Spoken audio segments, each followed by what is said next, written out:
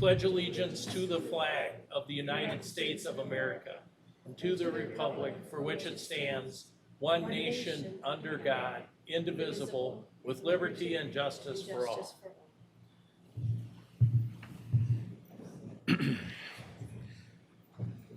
We have item number 1 on the agenda. We have proclamations, and we have the first one is from the Dubuque County Fair, and for the Dubuque County Fair, it's 66th annual Dubuque County Fair. Get your kicks at Fair 66, July 23 through 28, 2019. And I'll read the proclamation. Whereas the Dubuque County Fair is the largest and longest running family entertainment event in the county, now in its 66th year. Whereas the fair continues to bring together family and friends, both rural and urban, in a way that respects tradition while remaining current, and whereas the strong rural traditions of the community are celebrated, in particular with support of the 4-H and FFA youth, as well as volunteers who share generously of their time and talents, and whereas the Dubuque County Fair, with more than 60,000 annual attendees, directly benefits the county by driving economic development in the region, and whereas the Dubuque County Fair is among the area's top entertainment value, featuring everything from creative arts exhibitions, races, tractor pull, and demolition derby, to the many animals, exhibits, demonstrations, programs, grounds, entertainment, and national music acts. And whereas the Dubuque County Fair, which many consider the 6 best days of summer, officially opens on Tuesday, July 23rd, and runs through Sunday, July 28, 2019. Therefore, we, the Dubuque County Board of Supervisors, do hereby recognize the 66th Annual Dubuque County Fair and urge all citizens to participate in the many activities offered, and the proclamation adopted this 8th day of July 2019 by the Dubuque County Board of Supervisors. I'd entertain a motion to accept the proclamation. Make a motion to approve the proclamation. Second. Okay, motion made and seconded to approve the proclamation. All in favor signify by saying aye. Aye. Aye. Kevin, would you like to come forward?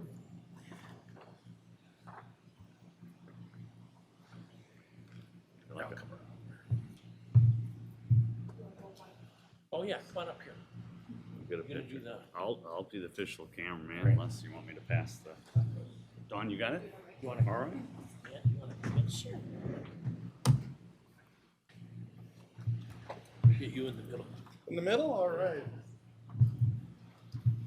Like this. All right.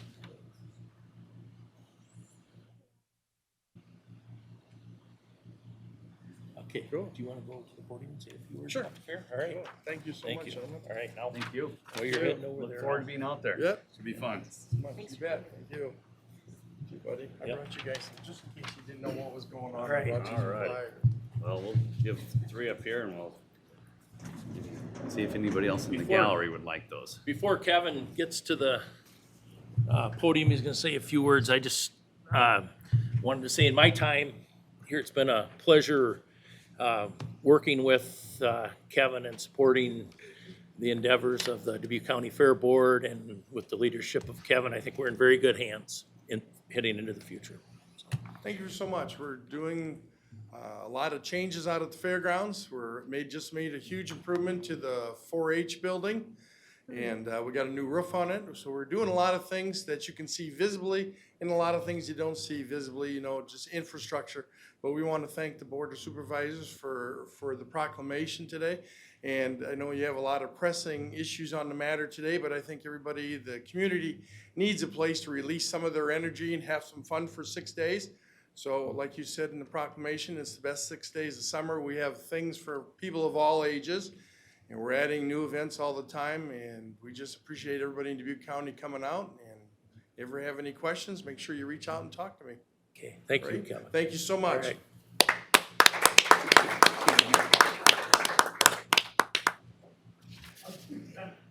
All right, so we have another proclamation today. So we have the proclamation regarding Summer Learning Week, and I'll read the proclamation. Whereas St. Mark Youth Enrichment has provided significant leadership in the area of community involvement in the education and well-being of our youth, grounded in the principle that quality summer programs are key to helping our children become successful adults. And Summer Learning Week is a week to reflect on the importance of keeping youth learning safe and healthy every summer, ensuring they return to school in the fall ready to succeed in the year ahead. And whereas summer learning programs are proven to maintain and advance students' academic and social growth, keep children safe and healthy during the summer, and send young people back to school ready to learn. And whereas a wide array of public agencies, community-based organizations, schools, libraries, museums, recreation centers, camps, and businesses in our community contribute to the well-being of youth through summer programming. And whereas the Dubuque County is committed to investing in the health and safety of all young people by providing expanded learning opportunities that will help close the achievement gap and prepare young people to compete in the global economy. Now therefore, the Dubuque County Board of Supervisors do hereby proclaim the second week of July 2019 as Summer Learning Week in Dubuque County, Iowa, and ask all citizens to enthusiastically endorse and engage in innovative summer programs and activities that ensure all children have the opportunity to grow and be successful. Proclamation adopted this 8th day of July 2019, Dubuque County Board of Supervisors. What's your pleasure on the Make a motion to approve the proclamation. okay? And I will second that. Motion made and seconded to approve the proclamation. All in favor signify by saying aye. Aye. Carried 3-0. And are there representatives from St. Mark's? If you want to come forward? Photo op first. Yep.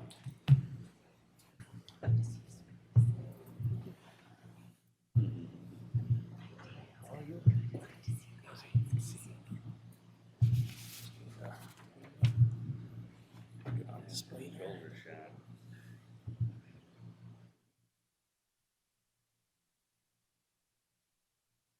You work St. Yep. Okay, great, thank you. Excuse me.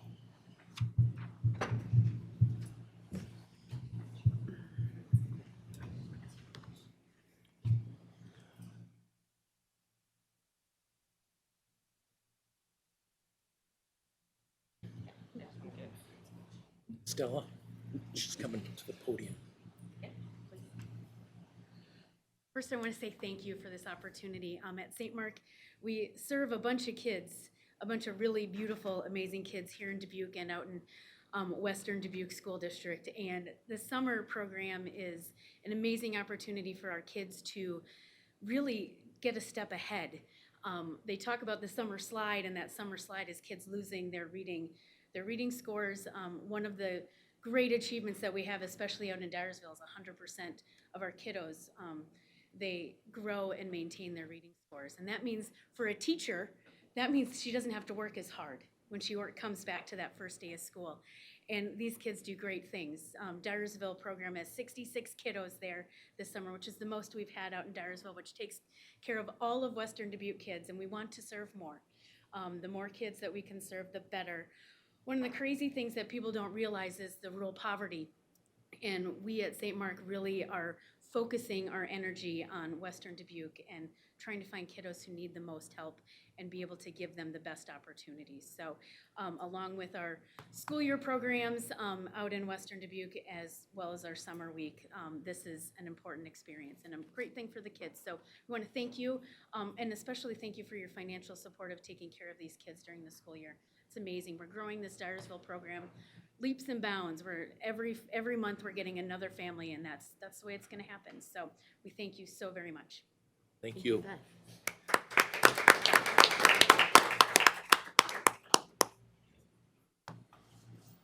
Okay, we'll move on the agenda to item number 2, which is approval of the minutes of the meeting of June 24th, 2019. Make a motion to approve the minutes. And I will second that motion. Motion made and seconded to approve the minutes. Any further discussion? All in favor signify by saying aye. Aye. Aye. Carried 3-0. All right. Next up is consent items, item number 3, and I don't Don't see believe that. there is any consent items. I don't believe we have any. All right. So the next item on the agenda is item number 4, procurement procedures. And we have, the first item is proof of publication. Don't believe we have any. Request for proposals. We have none. Item C, 4C, Sheriff's recommendation on food service at the Dubuque Law Enforcement Center. If Sheriff Kennedy would want to come forward, and Chief Deputy Reniker, front and center, please. Good morning. Good morning.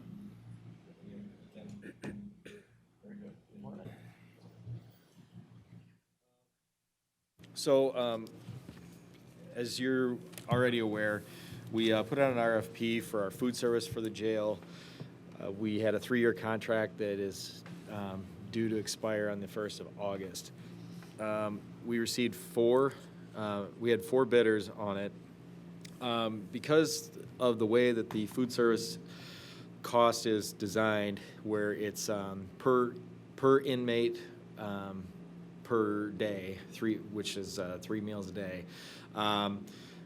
We kind of took what we felt was our average daily inmate population for the year and used that as kind of the baseline. So the numbers that I'm going to be quoting are based on 150 daily average inmates times 365 days in the year, times the bidder's cost per meal, and times 3, which is the number of meals per day.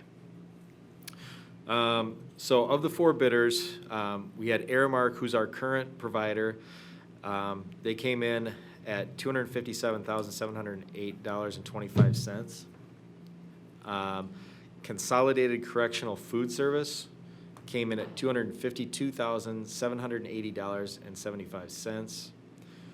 Trinity Food Service was $237,669.75.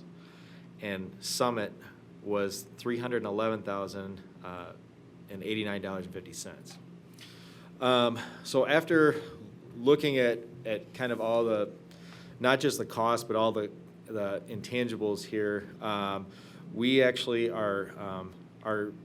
it's our intention to continue our contract with Aramark. Although they were the second highest bidder, there's some things that we had to consider. The one just below them was Consolidated Correctional Food Service at $252,000.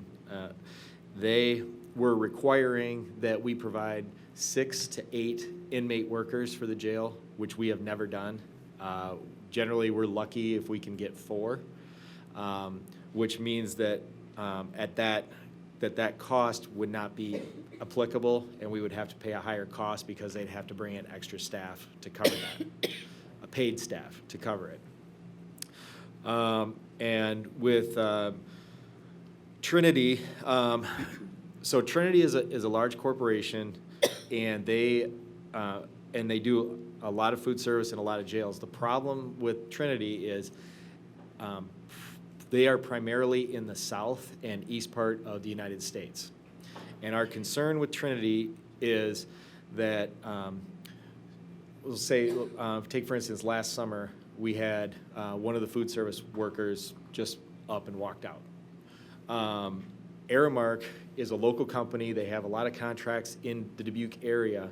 They were able to get us somebody within about an hour to continue our food service for the inmates.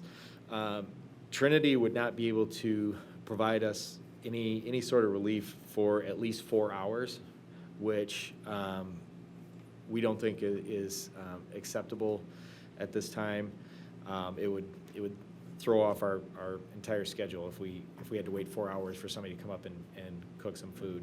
And not to mention, we'd have the inmates and things down there that were unsupervised during that time. So because of those reasons, in addition to those reasons, we actually, as a contract holder with Aramark, they also have partnerships with other companies that we purchase jail items for. One is a company called Bob Barker. They sell like mattresses and things like that for the jails.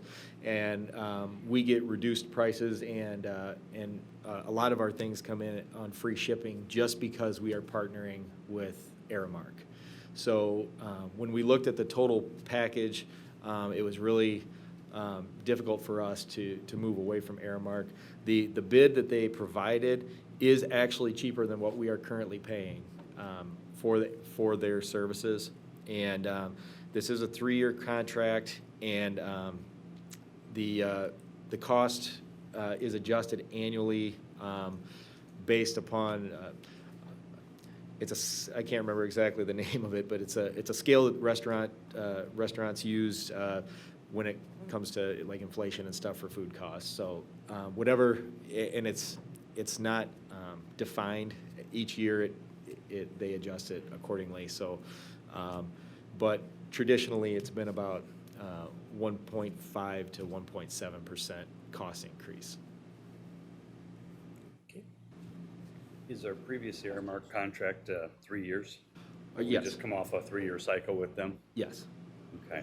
And so I appreciate all the details into this, and I know the bids were quite lengthy. Yes. So it looks like you've done some analysis on this, but at $20,000 a year, that's $60,000 over 3 years.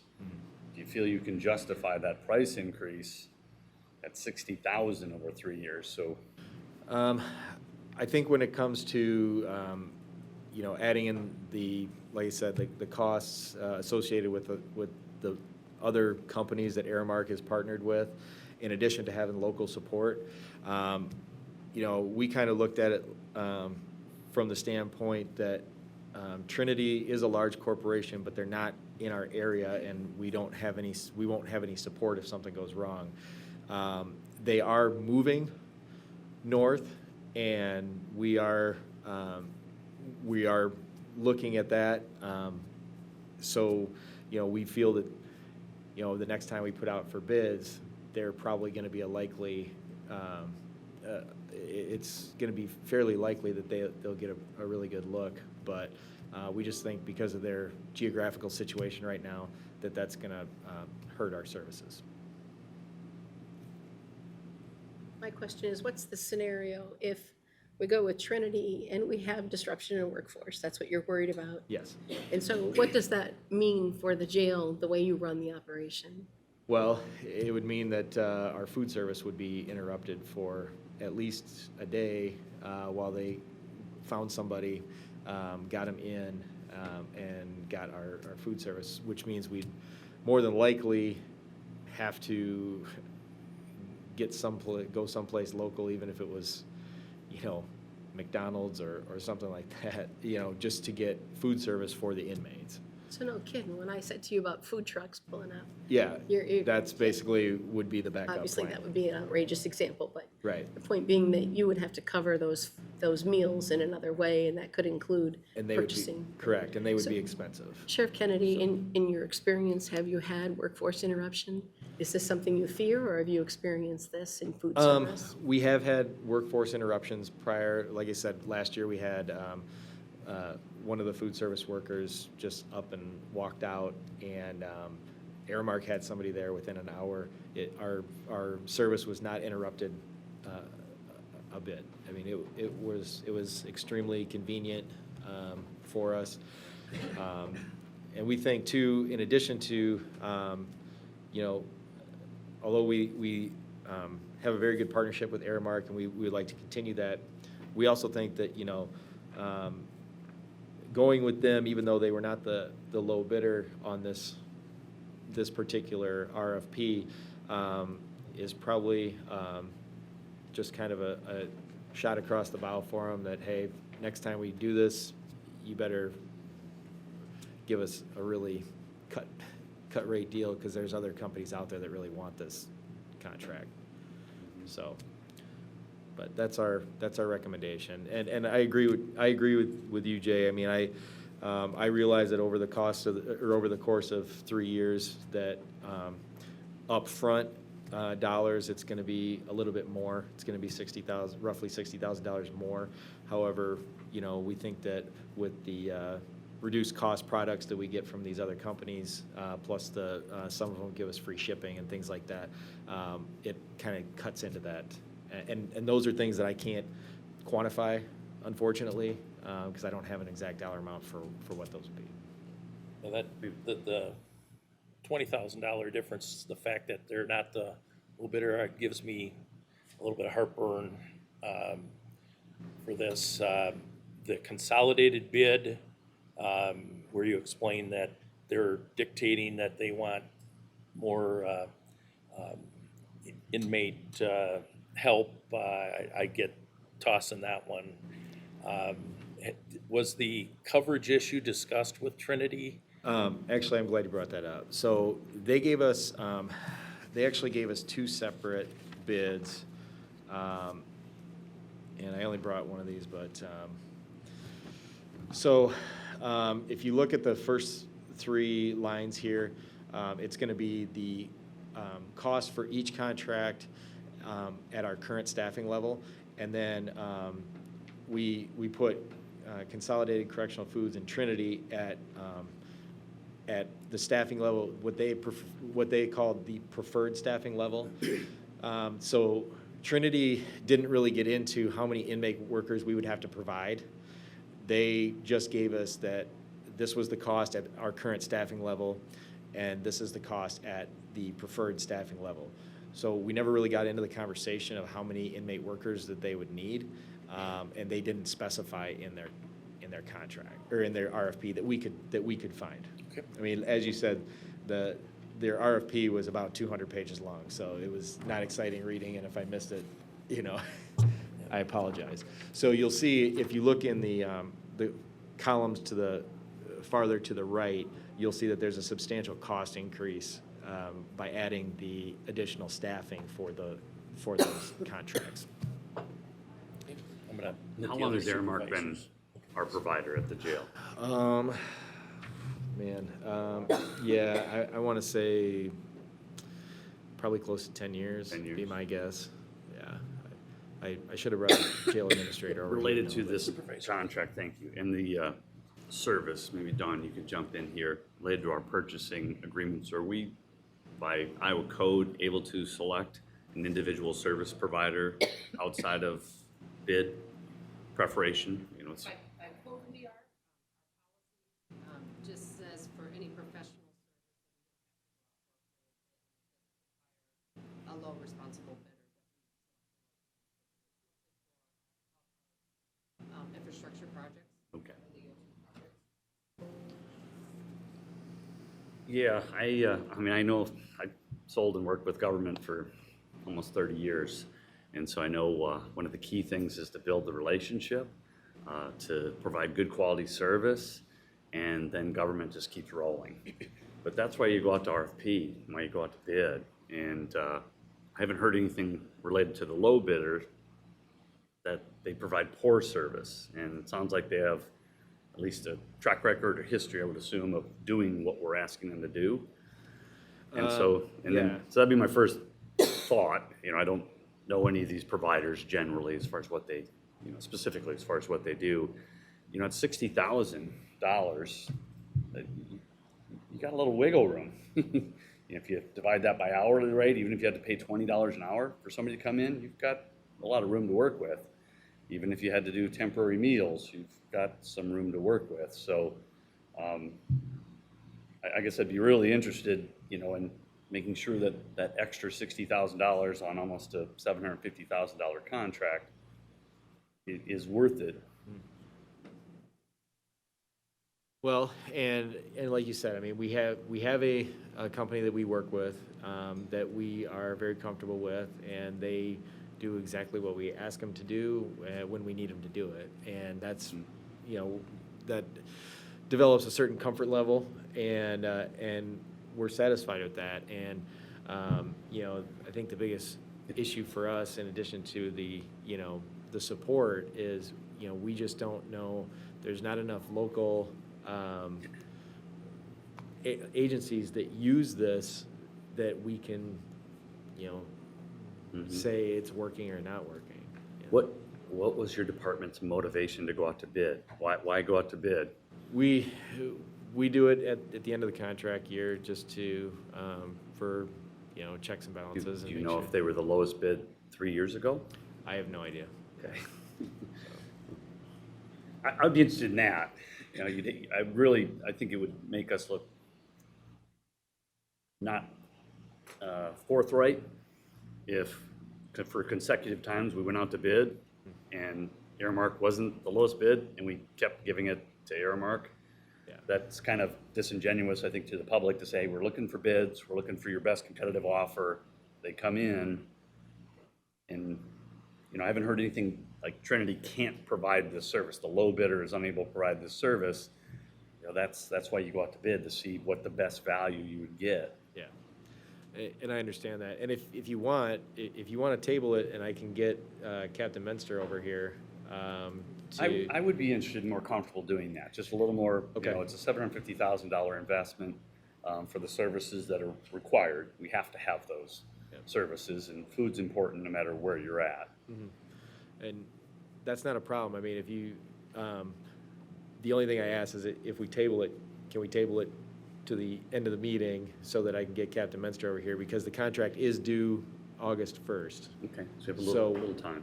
Yeah, we kind of needed to get something to get approved today so we can get the contract on the next agenda with whoever we're gonna go. Is this a budgeted item? Yes, And it's less than we're paying currently? yes. Right. And so my position would be that we do give the sheriff some discretion. I mean, he's an elected official, he runs his own department, he's here for our approval and our supervisory input. So I would just tell you that that will be a criteria for me, that the running of the jail needs to be as best it can be. And I do defer some to his expert opinion about what's gonna make that happen every day. No one's talked about nutritional value, no one's talked about quality of food. Certainly our community has, and globally we have issues about whether or not we're caring for people who are incarcerated. So, those aren't issues that we've brought up, but if we want to table, I just want you to know where I am on that. That I understand it's $20,000 in the contract year, but I think they are best to know the factors they're asking us to consider are things that I don't know how to value. I don't know how to say that disruption of a day because of food service. They've had that experience and they feel they have proper backup. So that's what to me, that makes the decision. But if there's something else you're looking for, Supervisor Wickham, I would support that. Yeah, I would be interested in what happened 3 years ago, what were the bids? And so a pattern would really kind of set me on the other side, that if we continually go out to bid, Aramark's not the lowest bid, and they receive the awards, that's basically telling them, you've got the deal. And so either, just keep moving the contract forward, which we do with various vendors, because it's helpful in operations. But if you are seeking the lowest bid, that's many times what you're seeking when you go out to bid. So that'd be the one piece that I'd be interested in, what happened if we can find that information 3 years ago when they awarded the contract. Okay. I'll make a motion to table. Okay, All right. When are we, Second. table till next meeting or Yes. table till? Would defer to the chair when he wants to call us back. we can bring it back later today if that's permissible. I guess I want to make sure that that's under the open meetings, that's, so, Yeah. okay. So We'll get him over here and we'll get it sorted out, so. All right. thank you very much. And then, just before we get, Close. do we think we need representatives from Aramark and/or Trinity? In which case, it would be tabled probably to a future meeting. We could do a special meeting. But I'm not saying that, I think having, maybe some further explanation and checking how the bidding history has gone, I'm okay looking at that. I think, I know that Sheriff Kennedy and Chief Deputy Reniker are very satisfied with the service that Aramark has provided, and I know that prior sheriffs as well have, talked about the consistency with Aramark and all that. So I'm okay tabling this. I guess I just want to know to what extent, I mean, if we can bring it back this afternoon, that's wonderful. Okay. I'm available. and you'll have Captain Minster. We can have him over here in 5 minutes. Okay, I don't care to hear from the contractors themselves. I just want, yeah. I To think it's answer more important Supervisor just to Wickham's get questions. everything out there and make sure we're comfortable going forward. It is $60,000 of taxpayer dollars. No, and we get that, you know. All right. So what time do you need us back? Dawn, do you know what time we can get Sheriff Kennedy back here with? Yeah, maybe on the break, Captain we could work on the schedule, unless you know off the top of your head. Probably a little after 4, right? 4:15 might be the earliest. 4:15, okay. Okay, Sounds good. so for anybody in the room or watching, this item will be tabled and will be brought up about 4 o'clock, 4:15 this afternoon. Okay, so there was a motion made and seconded to table. Any further discussion? All in favor signify by saying aye. Aye. Aye. Carried, table. All right, thank All you. right, thank you.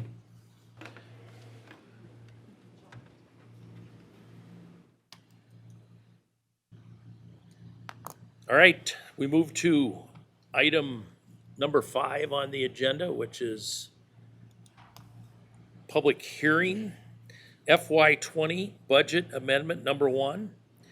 And under that, we would have the adoption of the budget amendment if indeed it's approved, and then the action on the resolution, so.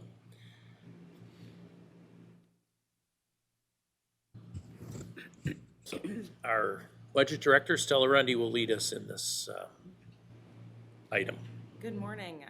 We Good morning. are here today for the public hearing of our first budget amendment for our FY 20 budget, which started on July 1st. Didn't wait This- long, did we? No, we didn't take long. This is a pretty minor budget amendment in the fact that we are bringing forward monies not spent in FY 19 on construction projects that are in process, and we need the appropriations available to continue these projects immediately. So the 2 projects that we are working on that we're bringing forward are the 911 radio system for $6 million, and then our West Campus construction project for $4,680,000.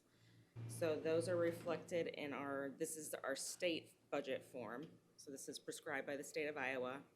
In total, capital projects of $10,680,000 are being amended in to continue construction during this fiscal year.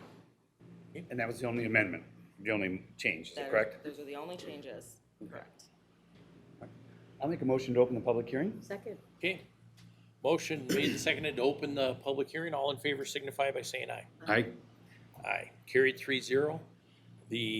I'm gonna ask anyone who wants to speak in public hearing on this budget amendment to please approach the podium, give your name and address for the record.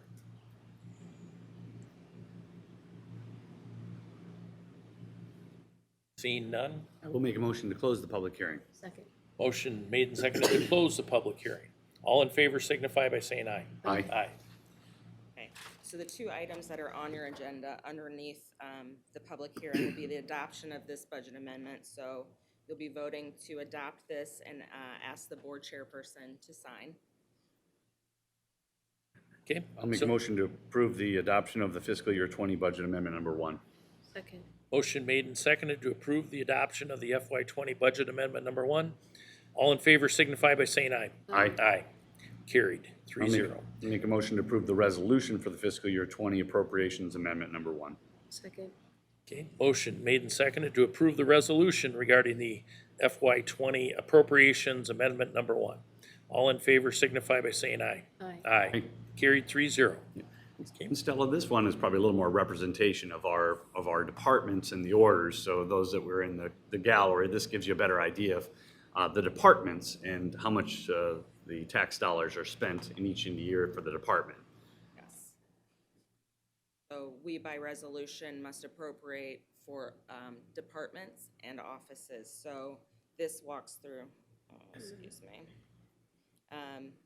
each fund and the departmental expenditure within that fund, and then subtotals it down at the bottom. So, I apologize, my PDF is processing.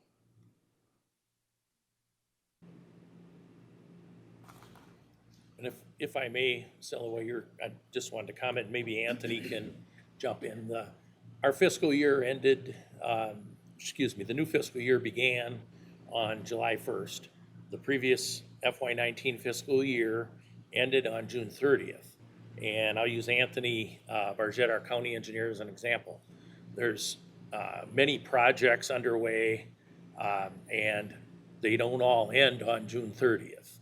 And so the funding for that, which was approved in previous action by the board, has to be carried over to continue those projects. And Anthony, I don't know if that's probably a layman's way of explaining it, but that, in essence, is what we just did. Yeah, you sound like an expert to me, so Thank that's you. exactly right. Yeah, projects carry over because the construction season is really, your May, June, July, August, so you got funding that has to cross over the fiscal year, so, yep. Okay, thank you. You print me a copy of that, Okay, sure. just the Absolutely. budget Absolutely. summary. Thank you. Any other questions for Stella? Thank you. Thank you, Stella. Yeah. All right, the next item is item 5C, which is a public hearing amendment to the zoning ordinance. The first case is ZC number 06-17-19, William and Rosemary Nolan, A1 agricultural to R2 agricultural residential, and our interim zoning administrator, Tammy Henry, will handle this. Thank you. Good morning. Good morning. Okay, zoning case number 61719. The applicants are requesting to rezone A1 agricultural to A2 agricultural residential, 2.25 acres more or less, to separate the home and the farm buildings from the crop ground for estate purposes. The property is located 2.53 miles south of the city of Dubuque along Ryan Road and is legally described as the east half of the southwest of the southeast of the west half of the southwest of the southeast, section 29, T88 North, R2E, Table Mountain Township, Dubuque County, Iowa. This property is owned by William and Rosemary Nolan.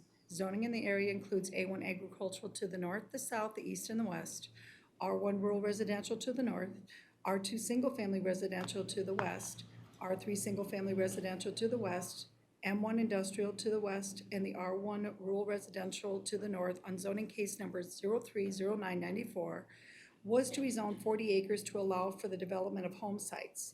The R2 single-family residential to the west on zoning case number 0614 of 97 was to rezone 2 acres to allow for a single-family home.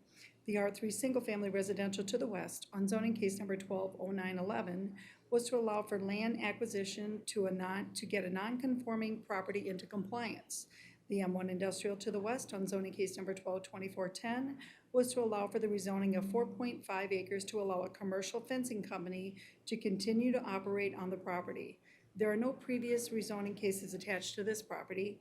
There are no special use permits attached to this property. 7 rezoning notification letters were sent to the property owners. Comprehensive Plan Chapter 9, Agricultural and Natural Resources, page 134, Objective 3.1, and Chapter 8, Housing, page 122, Objective 12.7 may apply to this case. So this is the area right here that they're looking to separate from the farm for estate purposes.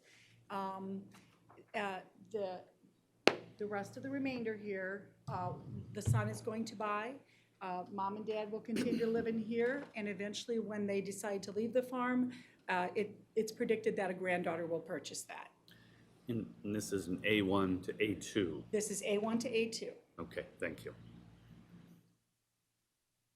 and that's the zoning in the area. As you can see, we were talking about some of the subdivisions and things that are in the area.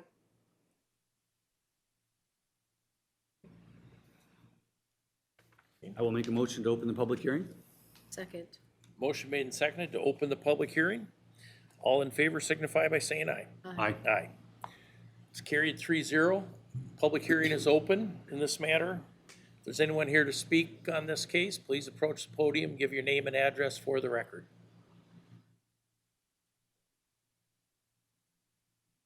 I'll make a motion to close the public hearing. Second. Motion made and seconded to close the public hearing. All in favor signify by saying aye. Aye. Carried. Looks like a fairly straightforward A2. Would agree. I will make a motion to approve the rezoning request. Second. Motion made and seconded to approve the rezoning request. All in favor signify by saying aye. Aye. Aye. Carried 3-0. I'll make a motion to suspend the requirement that this amendment be considered and voted on for passage at 2 prior meetings. Second. Motion made and seconded to suspend the reading at the 2 prior meetings. All in favor signify by saying aye. Aye. Aye. I'll make a motion that the amendment be adopted and that the zoning administrator be directed to enter the appropriate changes on the official zoning map and that the auditor be directed to arrange for the publication of the amendment and portion of the official zoning map as amended in the official county newspapers as required by law. Second. Motion made and seconded to approve the zoning amendment. All in favor signify by saying aye. Aye. Aye. Carried 3-0.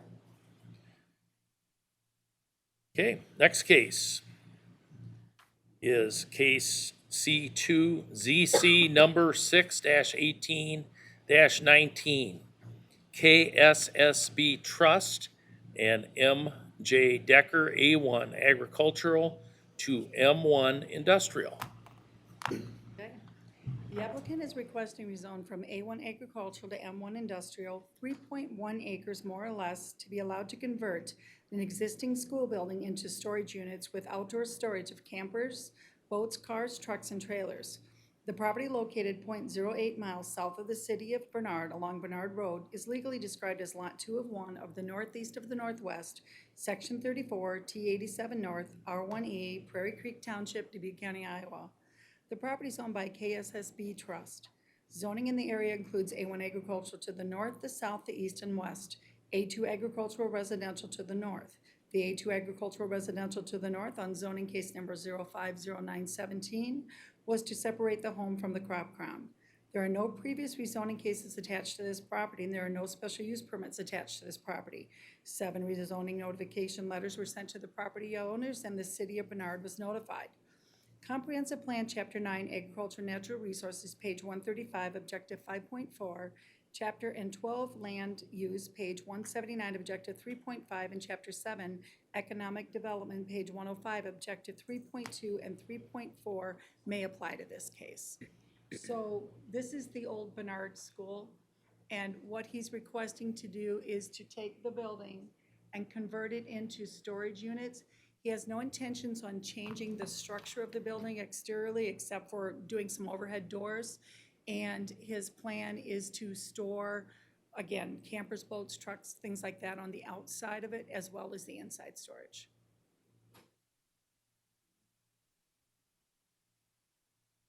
And the neighbors were all informed. Yeah, if you'll notice in your packet, we had had a couple of people actually speaking in favor of it. He had even discussed with someday putting this into the city of Bernard, but that can't happen unless this person here in between would join in, because that would create that island. And so he has been dealing with and talking with the city of Bernard. The potential annexation really doesn't have anything to do with this case. It's just something that, it's something that- information. Yeah. May It's just happen, information that may might not. happen. Okay. And again, all the neighboring property owners were contacted, and there was 2 letters in support of this, Part of it. right? Okay. I'll make a motion to open the public hearing. Second. Motion made and seconded to open the public hearing. All in favor signify by saying aye. Aye. Aye. Aye. Carried 3-0. Public hearing is open. If anyone is here to speak on this case, please approach the podium, give your name and address for the record.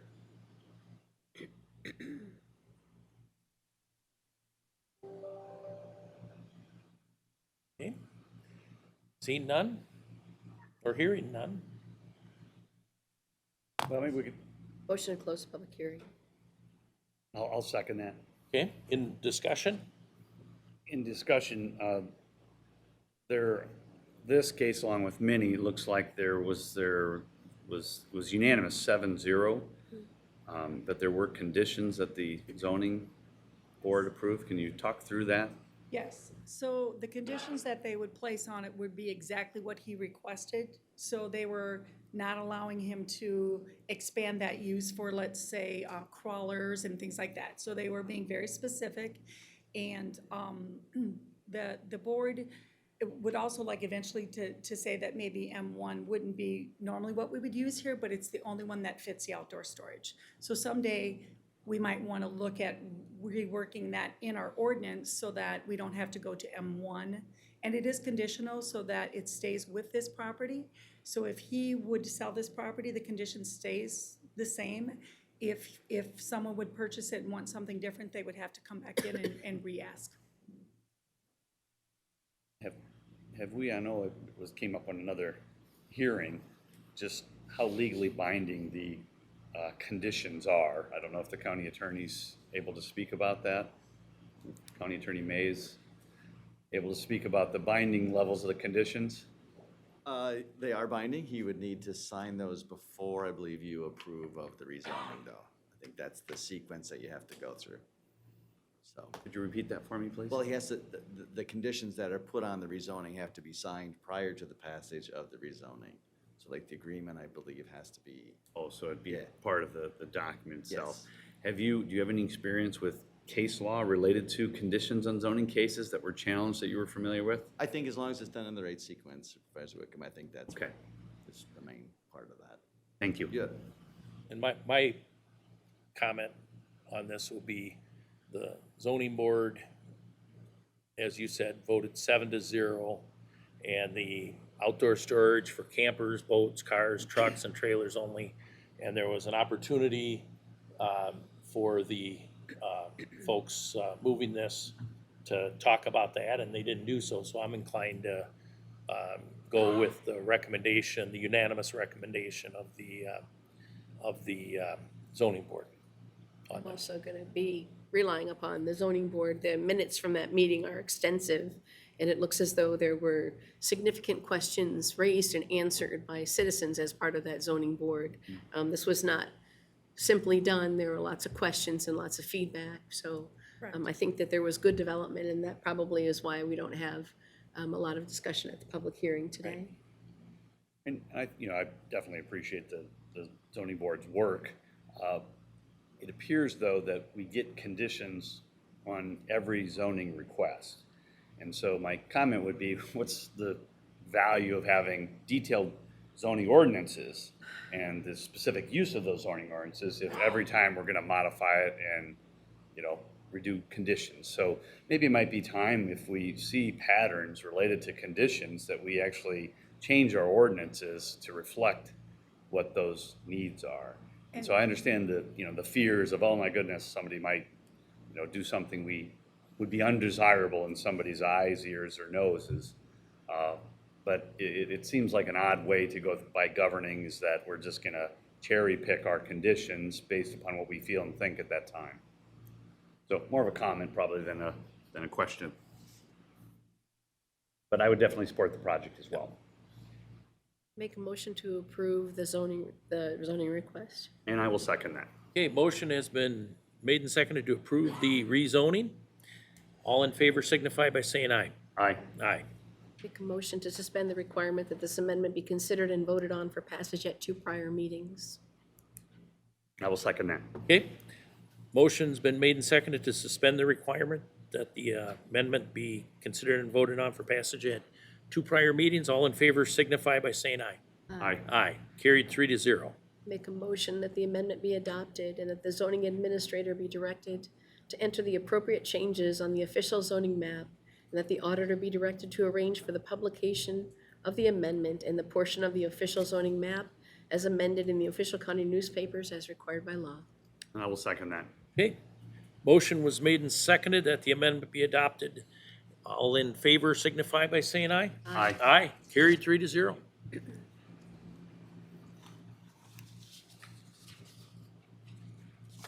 Next up, a notice of public hearing.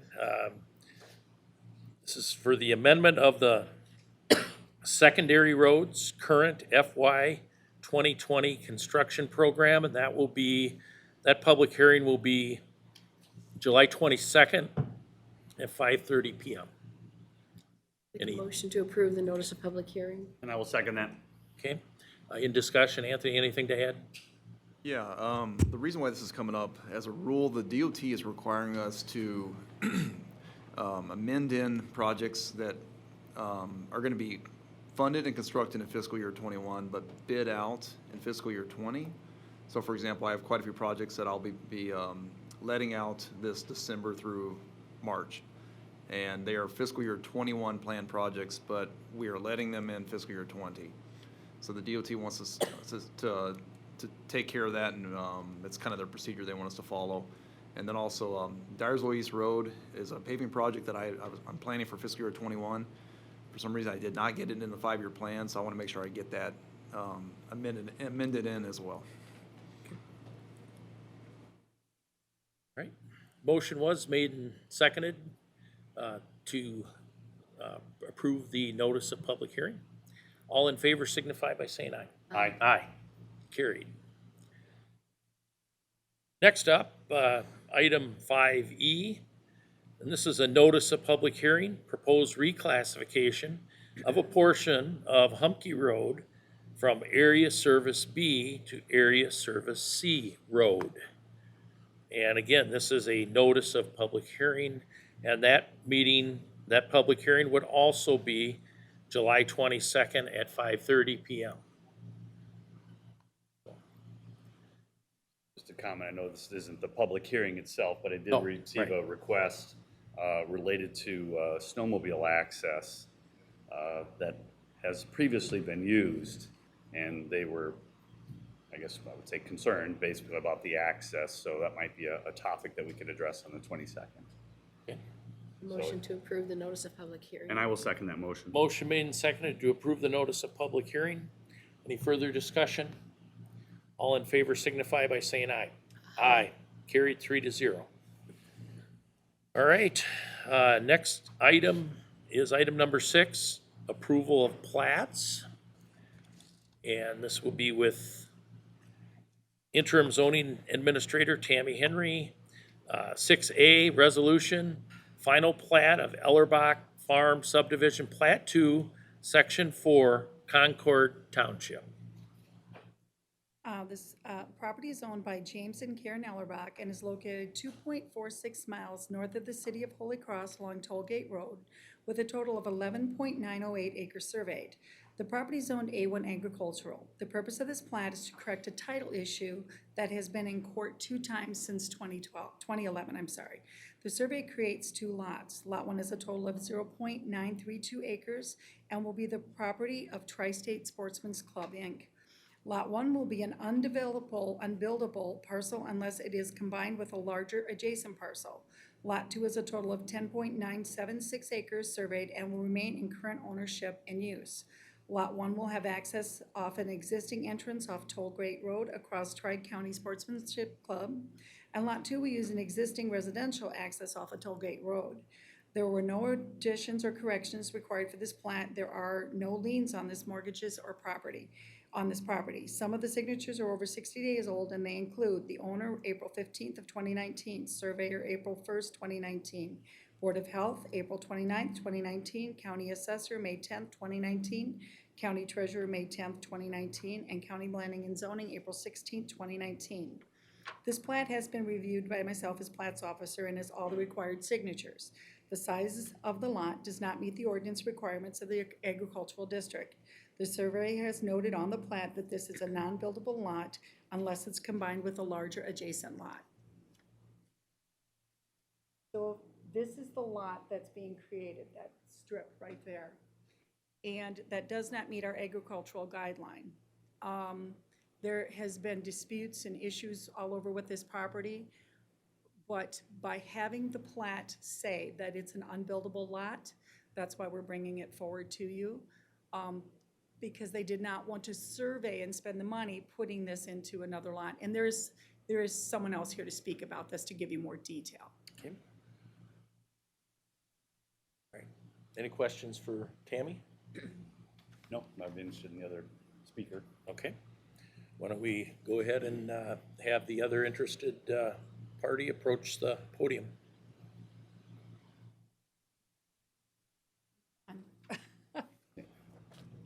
Dave, yeah, so Oh, you must have Dave stepped Schneider? away. Yeah. So what's happened is this has been a situation where it's been in court a couple of times to get a fence line dispute taken care of. And so they needed to acquire this piece and get it settled, and that's what they've done. And it just doesn't meet our ordinance and the size of the lot. But that is why the plat has noted, and you'll not be able to see that, but it's in your documents, the plat's noted it's unbuildable. So if this were to be tried, if they were trying to sell this, it's not a usable lot for anything, other than adjacent to the landowner above. And that's because it's less than an acre? Yes, it's And because what- it's less, it's actually, What's the for zo- the agriculturally zoned, it would need to be at least a minimum of 35 So acres. it's A1 right now? It's A1. Okay. And because it's an adjacent owner above it, that's why I would recommend that you approve it. And so in order to build on it, you'd either have to be A2 or R1 or R2, and none of those fit the 1 acre requirement. Yeah. And it doesn't fit the 1 acre requirement for health department So- standards. My question would be then, why are we platting this out separate? Why is it becoming a separate lot? It's becoming a separate lot because of the court battle that they had and about a fence line problem. And this has been going on for a couple of years. Would the county attorney be able to comment? Are you familiar with the court case? I get a little hesitant to approve plats. Don't either. Yeah. Dave What's- Schneider has the history of it. So, I don't like having parcels out there that are just not buildable, that are just, and that's why I did not sign off on the plat. I can understand the reason to try to settle an issue that's ongoing. They're waiting for you to talk In the about the past- Ellerbach and the court case more. This isn't the case, but we have had strips of land that were left over from DOT purchases and that type of thing, but, Dave Schneider, Schneider Land Surveying, 906 First Street North, Farley, Iowa. Basically what it was, there was a lawsuit on this property between the Ellerbachs and the Tri-County Sportsman. And this goes back, I want to say about 2011. And basically what happened there was there was kind of a discrepancy between two surveys, mine and another one. And the county auditor agreed with my survey, my determination of the section line or property line, and basically creating this little sliver. And they've been after me ever since then to do the survey to describe the area so they could basically do a quitclaim deed to Tri-County Sportsman's to the north. The owner was kind of, because of the situation with the court case, was kind of dragging his feet on having the survey done, and he's in a contract to sell this farm, and the county auditor has not been recognizing the fact that there's a sale on this property because of this title issue. So I'm basically just doing the survey because of that title issue to satisfy the county auditor's office. So they can clear title to what's the occupied or line and clean it up with the deeds, basically, so. what, Yeah, there's an old fence line there on the south side of Lot 1. And the previous survey had indicated that the property line was approximately 20 or 40 feet north of there. So creating this little sliver.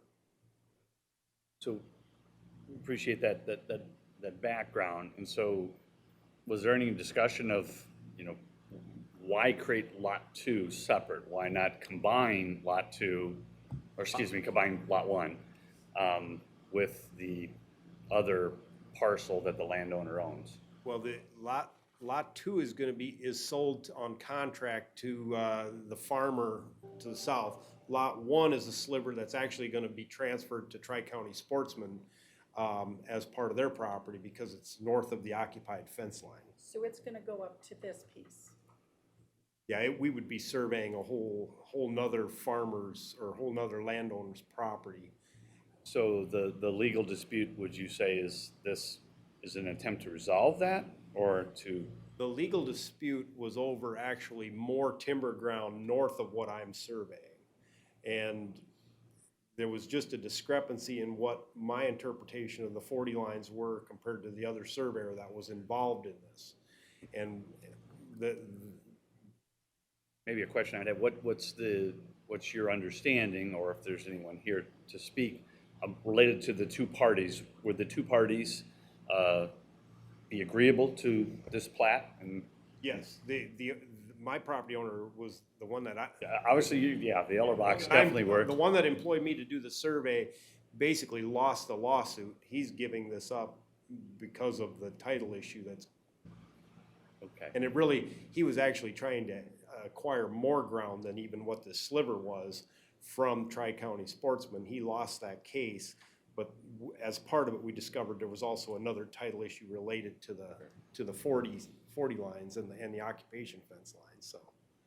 Be interested is if there's anyone here from Tri-County Sports. If you wanna. Is there anyone here from Tri-County Sportsman's Club? It's my position generally, if the two property owners are resolved and they feel comfortable with the settlement, I'm very comfortable with it. Yeah, they're past what, the issue that they were concerned about. It was a situation that went back to you can kind of see the shooting range on the top side of that, those lines that kind of parallel the road up there. That's where they were trying to get a rifle range in there. And my client was against it and was trying to utilize some kind of occupation fences to acquire some ground so that he could protect his hill because they were shooting into it. So he was trying to basically claim occupation to more ground than he probably had a right to. So now he's retreating and would like to sell. Yeah, well, he had sold quite a few years ago, but the auditor was not recognizing the sale because of this title issue that's been hanging out there. We're trying to clean that up for the sake of the auditor's office. Okay, thank you. I think I'm more comfortable.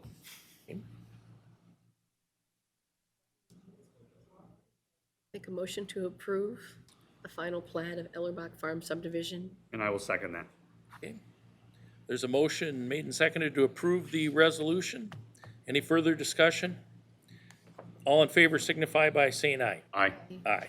Carried 3-0. The next up is case 6B, resolution, final plat of Gertrude Urban Acres, Plat 2, Section 36, Dodge Township. And my apologies if it's supposed to be Urbane. It depends on which part of the county you're from. Okay. All right, plat of survey of Lot 1 and Lot 2 of Gertrude Urbane Acres, Plat 2, comprised of Lot 3 of Gertrude Urbane Acres and part of Lot 2 in Urbane's Country Dream, all in Section 36, T88 North, R2W, Dodge Township, Dubuque County, Iowa. The property is owned by the Gertrude A. Urbane Irrevocable Trust and was sold on contract to Jason Round. It is located 2.76 miles south of the city of Farley along Gertrude Lane with a total of 60.881 acres surveyed. The property is zoned A1 agricultural. The purpose of this plat is to separate off a 4-acre lot. The survey creates 2 lots. Lot 1 is a total of 56.881 acres surveyed and will remain in current ownership and use. Lot 2 is a total of 4 acres and will be sold to Dwayne Allman for a single home site. Dwayne was approved for a special use permit, BA case number 1248 of 17, to build a single-family home on 4 acres. Lot 1 and Lot 2 will have access off the private road Gertrude Lane. There were no additions or corrections required for this plat, and there were no liens or mortgages on this property. Some of the signatures are over 60 days old, and they include the owner, April 16th of 2019, surveyor, March 22nd of 2018, County Planning and Zoning, April 17th of 2018, County Board of Health, April 16th of 2019. This plat has been reviewed by myself as plats officer and has all the required signatures. I respectfully recommend approval.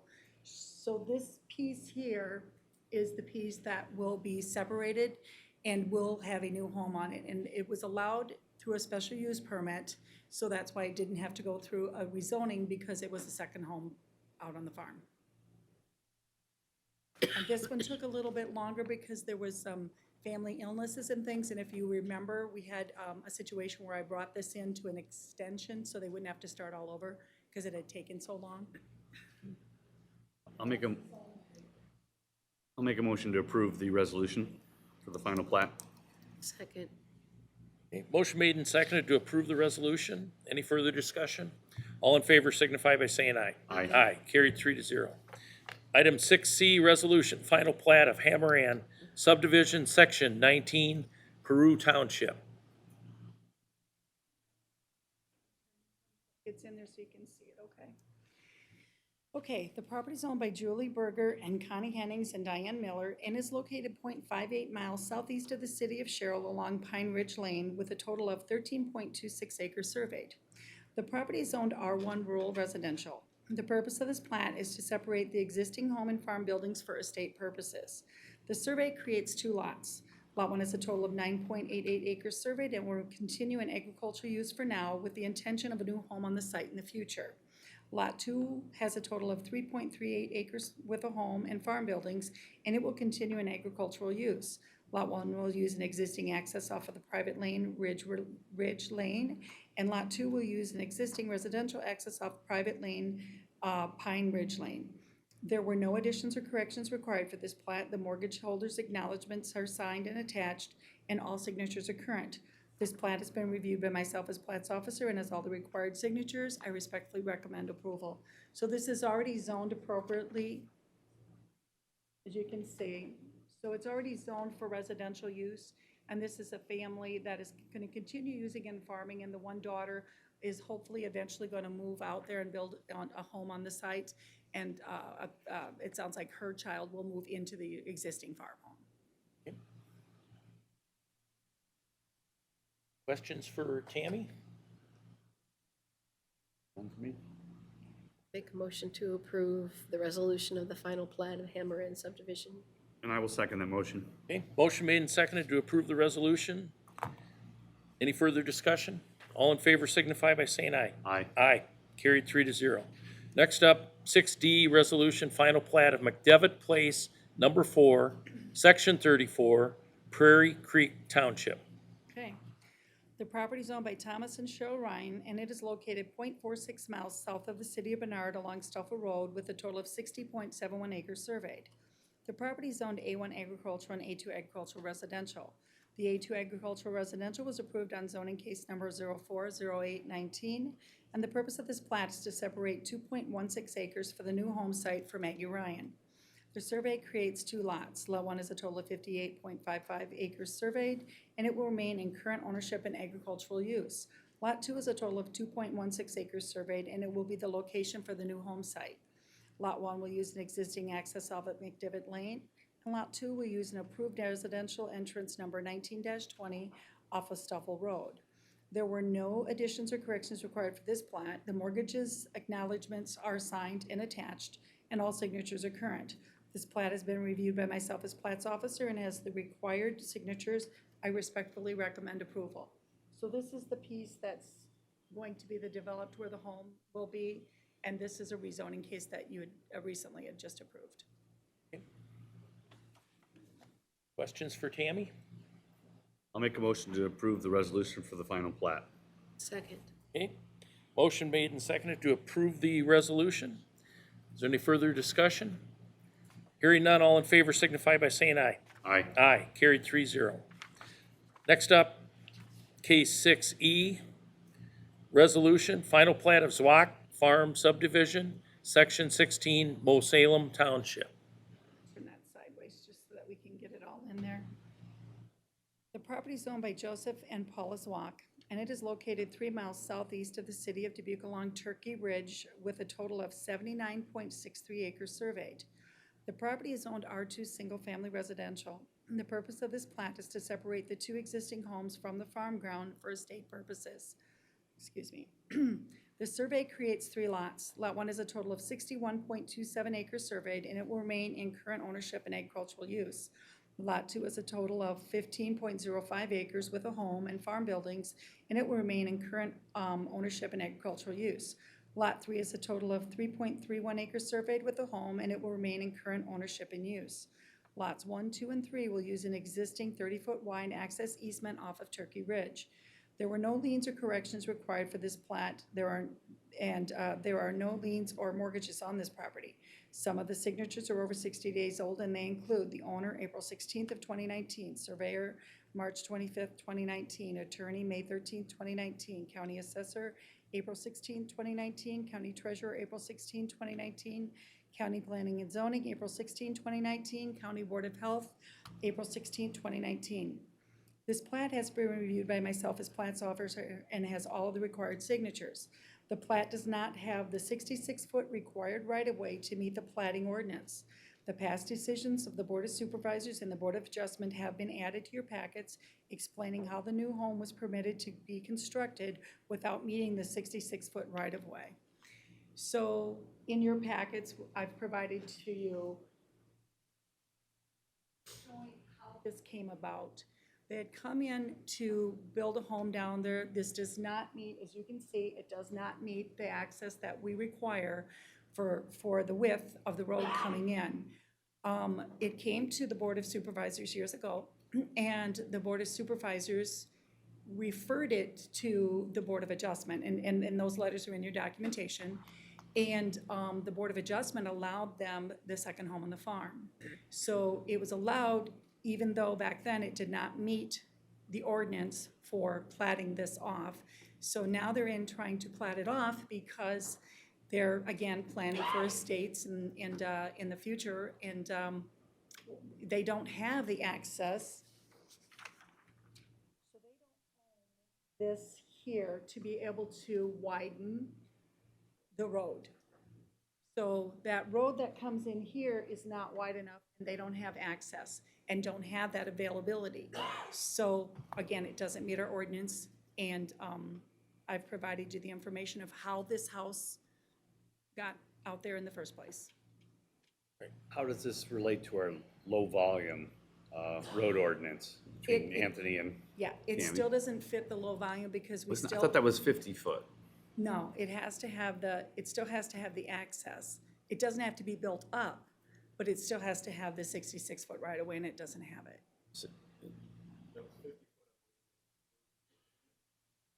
Right, I probably have that here, but. And again, I have someone else to speak more detail about that, about this case. So it just doesn't meet the ordinance, but because of this being created through different boards in the past, we're looking at a $400,000 home that cannot be split off and be sold for estate purposes because of previous decisions that were made. So it's my recommendation that you would approve it, even though it does not meet the ordinance, and that would be based on the decisions that were. And the ordinance is related to the road access as you're speaking. I would still go back to the low volume, and so I can further understand that. I know that we made considerations related to low volume subdivisions and the roadways.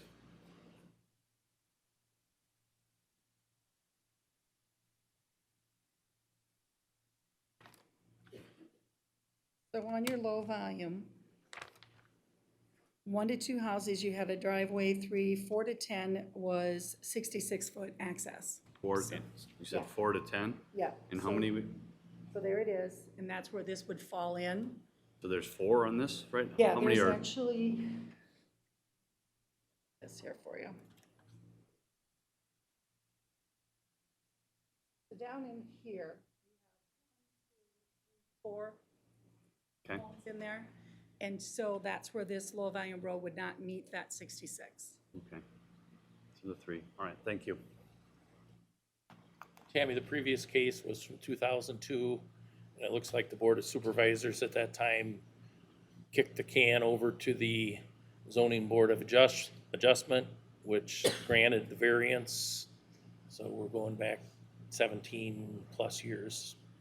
And they had asked for the supervisors to waive that 66-foot right-of-way originally, and then the supervisors decided not to do that, and that's when it went to the Board of Adjustment. Can you put up the low volume road here? So, and my question would be is, okay, there's 4 houses, but if there were 3, does it maintain, is the road up to the low volume standard? that we just created 5 years ago? I'm sorry, again, so you're asking if this, so So the 4 to to 10. be yeah, what I'm looking at is number of lots and addresses. You got 3 on the named road is still 66, and we allowed the gravel. You don't get to 50 until it's 4. Maybe Anthony, can you talk about the urban low volume LR 50 foot? Yeah, that was kind of created.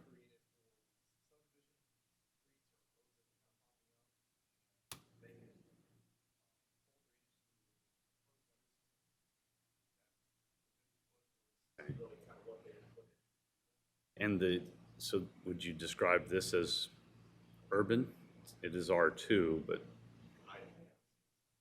okay. What I'm trying to do is align some of our policies that we spent time and energy putting together, and it seems like that might be close. Yeah, and the But only are you familiar with the right-of-way? Do we have is that listed on the plat? Yes. And what is the current right-of-way So the current right-of-way is, let me look at it real on the road? quick. The current right-of-way is 20 feet coming in. Just 20, okay. So it's non-compliant, no matter what? Yeah. Okay, all right. And again, there's really, this is really tough because of how it was moved along, years ago. And I guess the thing the plat is saying is that there's no further development unless the road is brought up, and that has been put on the plat. And again, Dave Schneider's here to speak more about that portion of that when you would like to. Okay. Any other questions for Tammy? Is that a public or private road? It's a private road. Private road. Anthony, what's your feeling or thought related to this private road, which still would need emergency management and other services for the 4 homes and the low volume exemptions we provided, which are still not up to code on this one?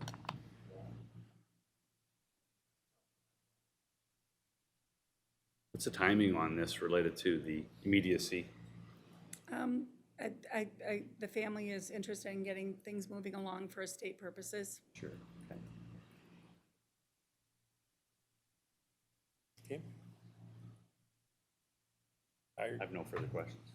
Are you wanting more information, additional information? And look, this is. I guess the question would be to the board is you create low volume standards. We spent time and energy doing that to give more, basically more leniency to these rural subdivisions and or urban subdivisions. And Anthony, you helped craft those specifications.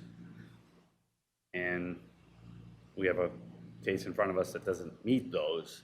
And so you can have another exception, which might be vital and important and maybe proper, but And we've had cases before us in the last 2.5 years, in my case, that the property owners have been required to improve the road to 66 feet.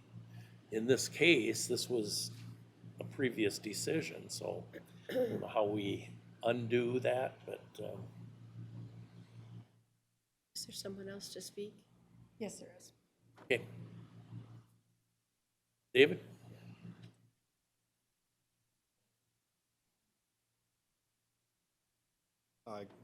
Again, Dave Schneider, Schneider Land Surveying, 906 First Street North, Farley, Iowa. I'll see if I can kind of give a little light on how this thing all happened, and then the Zwocks are here in case, as far as intent and what in their mind happened over the years. Basically, this is a farm. It's a 240, 50 acre farm that's that's had a narrow drive. And I've got the documentation here where they've got a right-of-way deed back to this farm that goes back to 1907, and it's been rerouted over the years, and it describes it as a 20-foot access way back then. The intent when Joe built the house was to build a house on his farm. We were looking at the options at that point in time. This goes back to '02, I think '07. I've been working on this thing almost as long as I've been in Dubuque County surveying. But, obviously another 15, 20 years passes and they're looking to, figure out how they're gonna deal with this farm going forward. It is zoned residential, but the fact that, if anything else happens out there, it's gonna be back in here in one form or another. But, we're basically utilizing what we have available to the farm as it currently exists and as it has existed since 1907, was that 20-foot easement crossing the neighbor's property. And I think the struggle that they have is they don't own the land to go in there and really, acquire right away. They probably have the right to widen the road out, but acquiring right away is probably a whole different story. There are 4 homes back there, and Zwox can clarify this, but I believe one of them is a trailer that's sitting vacant. Whether it needs to be removed or, again, it's not on their property, so they don't have control of it. We're just trying to take what's currently existing out there, and the homes are already constructed through the special use permit for that second home on the farm. We're just trying to, we're not looking at adding any additional homes out there. And, anybody that would try to put another home out there would be back into the building permit process through the county. They're just trying to basically set up the estate so they can organize who gets what at the point when one of the family members moves out of there, so. You mentioned the 20-foot right-of-way from 1907. Most likely, when that occurred, there was only probably one home. I couldn't even tell you what there was for homes back there. Probably not 4. Well, in 1907, there may have been more homes back in there because of just the size of the farms back in that era. And things got merged, and I think Joe can probably answer that more so than what I can. So, do you have any other questions?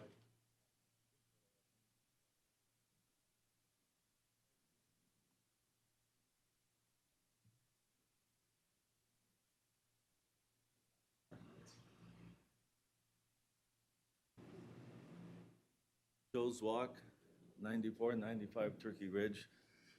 I'm old, but I wasn't here in 1907. There were actually 3 homes on this farm originally, and there are 2 now. And there were 21 people actually who lived in those 3 homes, I'm told. So there's 3 of us now occupying that 250 acres. We don't want to do anything but simply have a way to transfer this home that's been there for probably 100 years to my son, who's lived in it for 20 years. And then someday we'll want to be able to sell our house, but it's a working farm. We just came out of the fields this morning, so it's, we're not involved in subdividing anything. We hope to live on the farm till we pass away. In fact, you can see our house from here with binoculars. So I don't know what I can tell you except that we haven't changed anything. We're still working as a farm out there, and the last thing we want to do is turn it into a subdivision or the like. The road itself is safer than Old Massey Road. I mean, we have semis, we have gravel trucks, cement trucks going up and down Turkey Ridge all the time. And if you want to go off on the side of the road there, you can do it. It's flat. As you know, Old Massey Road, if you go off on either side there, you're going to be down in the ditch. So when we first built this, they asked the question about the road, and the Board of Supervisors said, well, actually, if there's a question about, say, a fire truck or something getting in, Turkey Ridge is really easier to access than Old Massey Road itself. You just drive off on the side and, it's flat all the way on both sides. So I don't think the road, I respectfully suggest it wouldn't be a problem. Thank you. Yeah. Questions? I'll make a motion to approve the plat. Okay, Second. motion Second. made and seconded to approve the resolution. Any further discussion? All in favor signify by saying aye. Aye. Aye, carried 3-0. Move to item 7 on the agenda, action items. First up is Resolution A, appointment of deputies, assistants, and clerks. Don Sherman, our HR director. Comment, are we working on anything at Sunnycrest to maybe eliminate the turnover? It appears that we just have a high percentage of turnover because we keep approving these same positions. If the board would be interested, maybe your comment or potentially working on that, because we have these 8 Sunnycrest positions. Every meeting, we have at least 5, if not 10.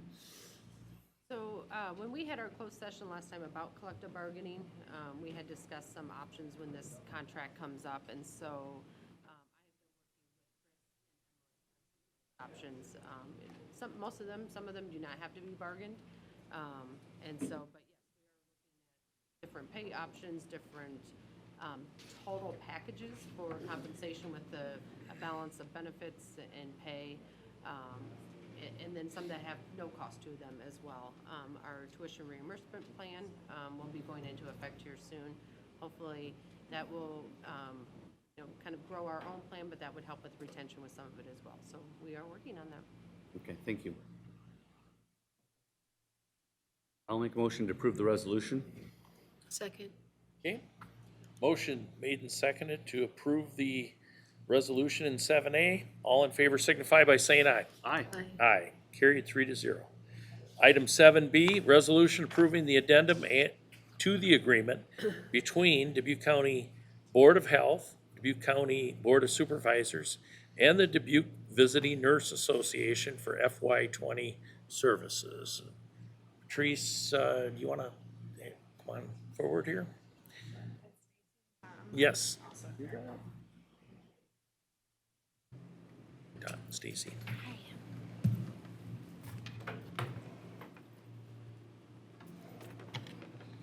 And I believe this was tabled previously, and we really didn't have, we just kind of wanted to hear what the services were, and I asked whether, because in our discussions about health department, we've been talking about the number of employees and that other counties have more employees and do provide more services. And it appears that for quite a long time, we have enlisted the services of the VNA. And I guess I just want to have you explain what the VNA does for the citizens of Dubuque County. Sure. So I submitted, hopefully you have it, information on what services we do provide. So we provide access to health services for anyone 0 to life. We have about 30 programs total, and sitting too close. Towards you, she can then. Not you, though. She'll get it. You're going good. Okay. So some of the programs that we do provide, we provide Ryan White, which is case management services to any individual living with HIV. Can you direct the mic to you? She'll try to control this. Is that better? We'll work with it, but Okay. we have people here, so it'd be good to be heard. Okay, so our Ryan White program provides case management services to individuals living with HIV. We have a CareNet department which provides support services in the home to the elderly and disabled, which includes bathing, personal cares, maintenance, cleaning, grocery shopping. All fees are either free or on a sliding fee scale based on the individual's income. We do all the communicable disease case follow-up, identification, education throughout the county.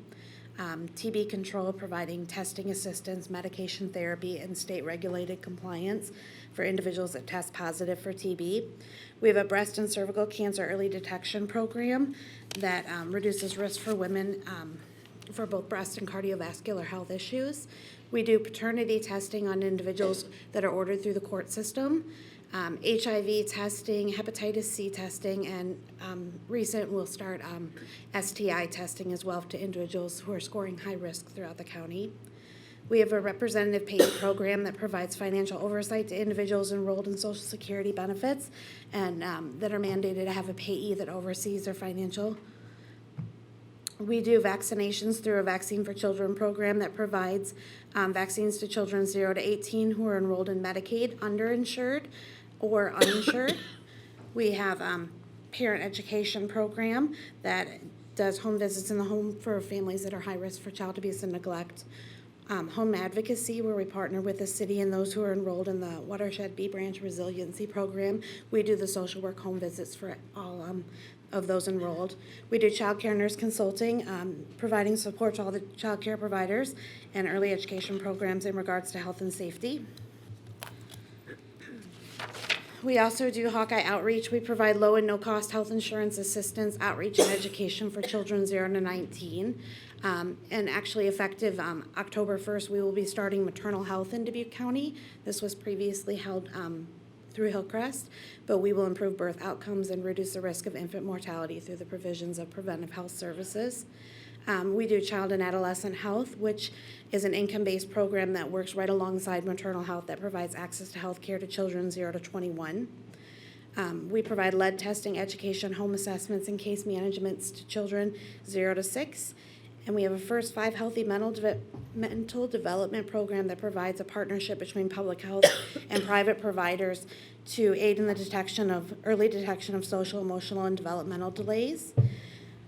We have a mom-baby program that provides home visits to new mothers, newborns, and pregnant women, which will actually merge with our maternal health program effective October. And we have the I Smile program and I Smile at School program, which provides and focuses on access to oral health for children 0 to 21. We also provide dental screenings, sealants, fluoride varnish education to elementary and middle school children. We do triage, so we consider both adult and child, anyone in the community that has a need that walks into our doors or calls. We will either help with any of the programs that we can, or we will refer them out through the community. And some of the walk-ins that we get are connections for food, shelter, medications, medical and dental care. Those are typically those that are in crisis. And then we also provide case management services for residents living in the Washington Court apartments. So have we, and VNA does a great job, great community organization, but how long has we had this relationship, and have we ever, reviewed whether or not it would make sense to self-perform or to do an RFP for other providers, anything like that? Sure. Don't quote me with a date, but I believe you can probably help me with that. It's been like since the late 1980s that we have had an agreement with the VNA, and it could have been even before the 80s. The reason that, and again, why we have subcontracted with the VNA is basically because of the personnel. We do not have the time to be able to do everything, nor the expertise that the VNA has with the staff that they do employ. And even though we're not, I'm not actually visible. Patrice, just keep it on. She's controlling the volume. It's Point not it your fault, toward but you, we need to it'll- hear okay, you. there you go. Got it. Yeah, if you And then stay she'll- consistent, she'll do it. Oh, Thank you. okay, thank you very much. But I'm not involved directly with any of these services, but I'm very involved indirectly. Stacy and I work very, very well together. We communicate, if not on a daily basis, on an every other daily basis. We do have grants that the state requires both of us to be at the table and with our audits, we both have to be at the table. So even though, again, I'm not directly involved with this, we work very, very well together. What I find to be missing, I mean, I'm going to vote to approve this today because I think it moves, certainly the Department of Health needs to move forward, and this is a contract that begins on July 1st of this year. The things that I'm looking for are more outcome-based. Sure. So looking at the grants to say how many people are served, and like we did with the vaccinations, and I know that our Board of Health has a subcommittee now looking at childhood vaccinations. So looking at dollars spent, who's served, what are our outcomes, how do they look over the course of time, And then we actually find out that, you know, there's a whole story that your numbers don't show when they're just, you know, going program to program, that there's some barriers in childhood vaccinations that, that you're going to be addressing. And so that's what I would like to be doing, which is probably more an in-depth work session.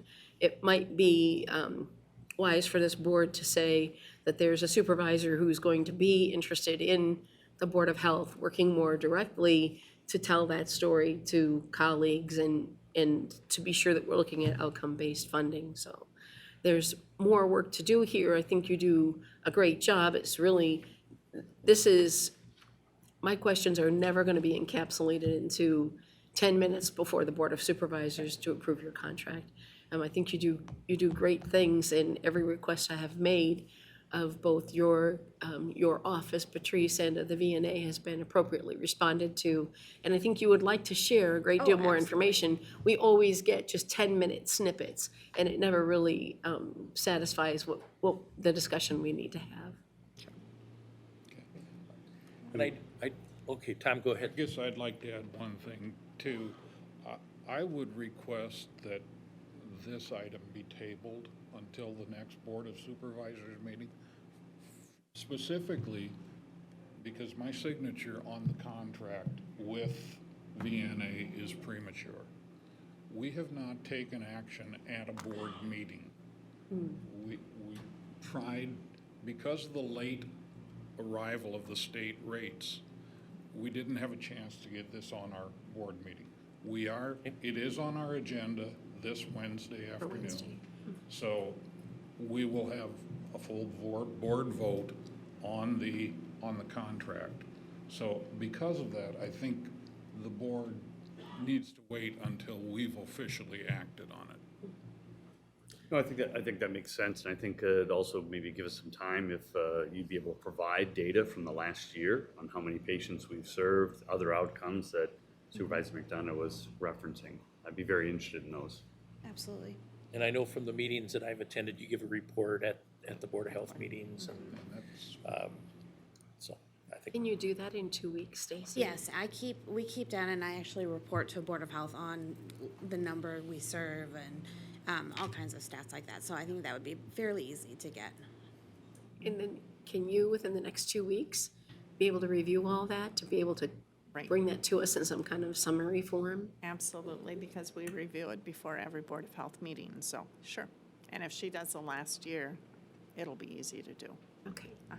And then, you know, what I'm specifically looking for, if this is going to be our discussion, we're probably going to need a work session that's going to give us, for certain, 45 minutes, I would think, to be actually able to look at programs. What are the barriers? What can we do better? To, you know, I don't think this county is going to go out and hire nurses to do this work.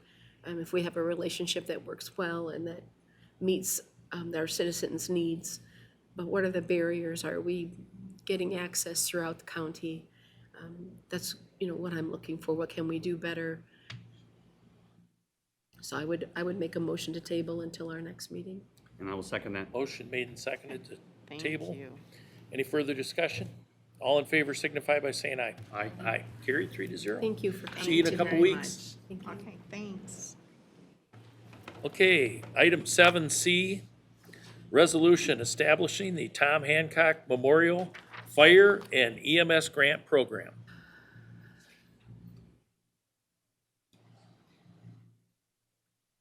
And I will read the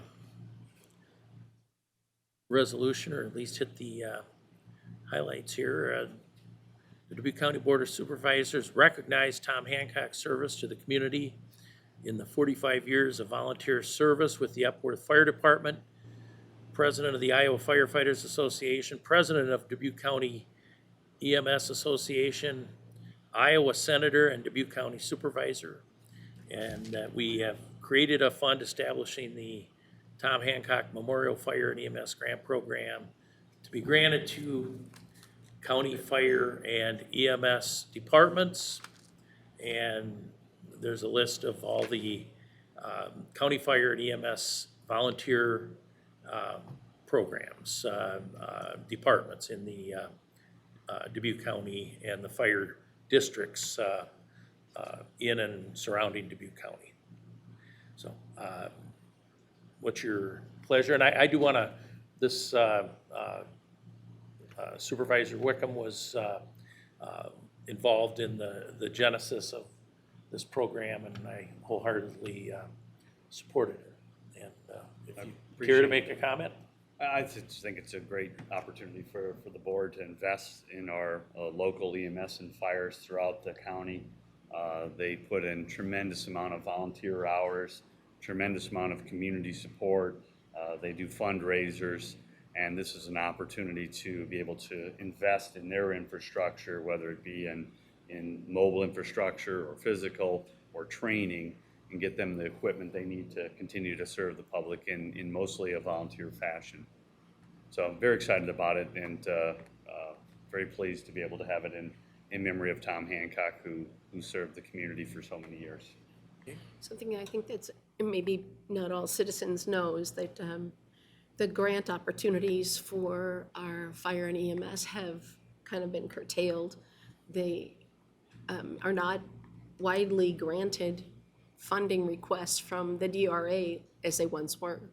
And so the needs are increasing in our departments, and it's expensive equipment to bring a new person onto your volunteer team. So I know they have been writing private grant applications, which is, I think, that's something you think of your volunteer fire department doing, is finding someone to write a grant to a nonprofit who gives out money. So I think it was a unanimous vote to create the Tom Hancock program. I'm looking just to see where we are with our board members and whether we've are we ready to appoint folks to this? And are we on par with our equity base? So the purpose for this was to establish it and establish your membership. We have already solicited for applications, and those will be on your next agenda. We needed to establish the committee, and so it will be required to be gender balanced as well as any other committee. So will this be a committee that will be then placed on our website along with other committees? Yes, that is the intention. Because it will be, you are formally establishing it as a committee in which you are making appointments to. Right. And did we make this grant? I'm sorry, I didn't, the language. So the fiscal commitment each year is $125,000.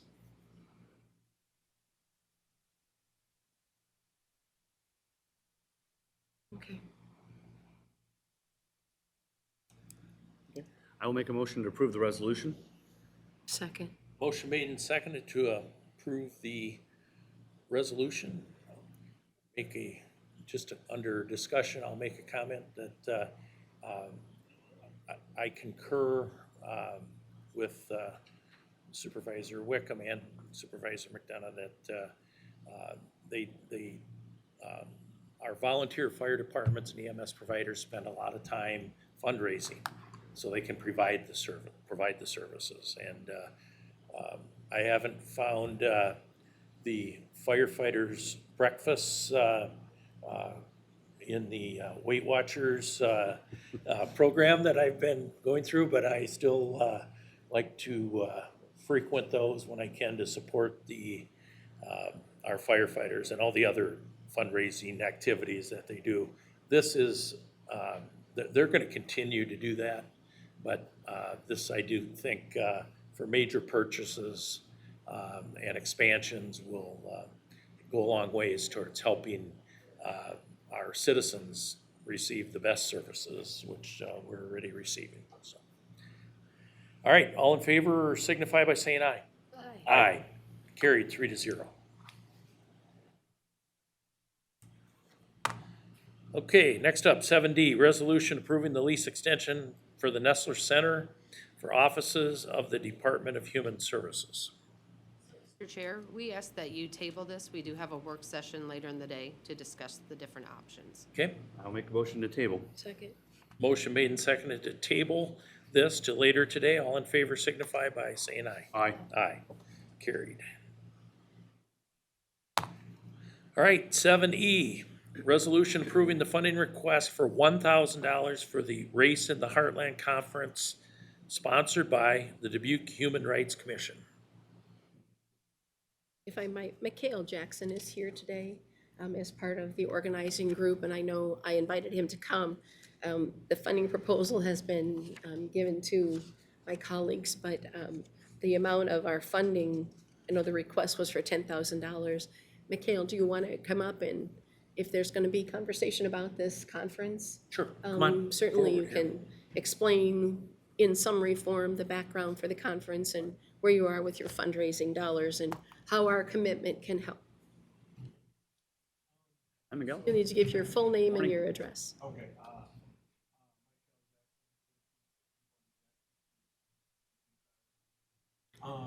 So what would you like to know?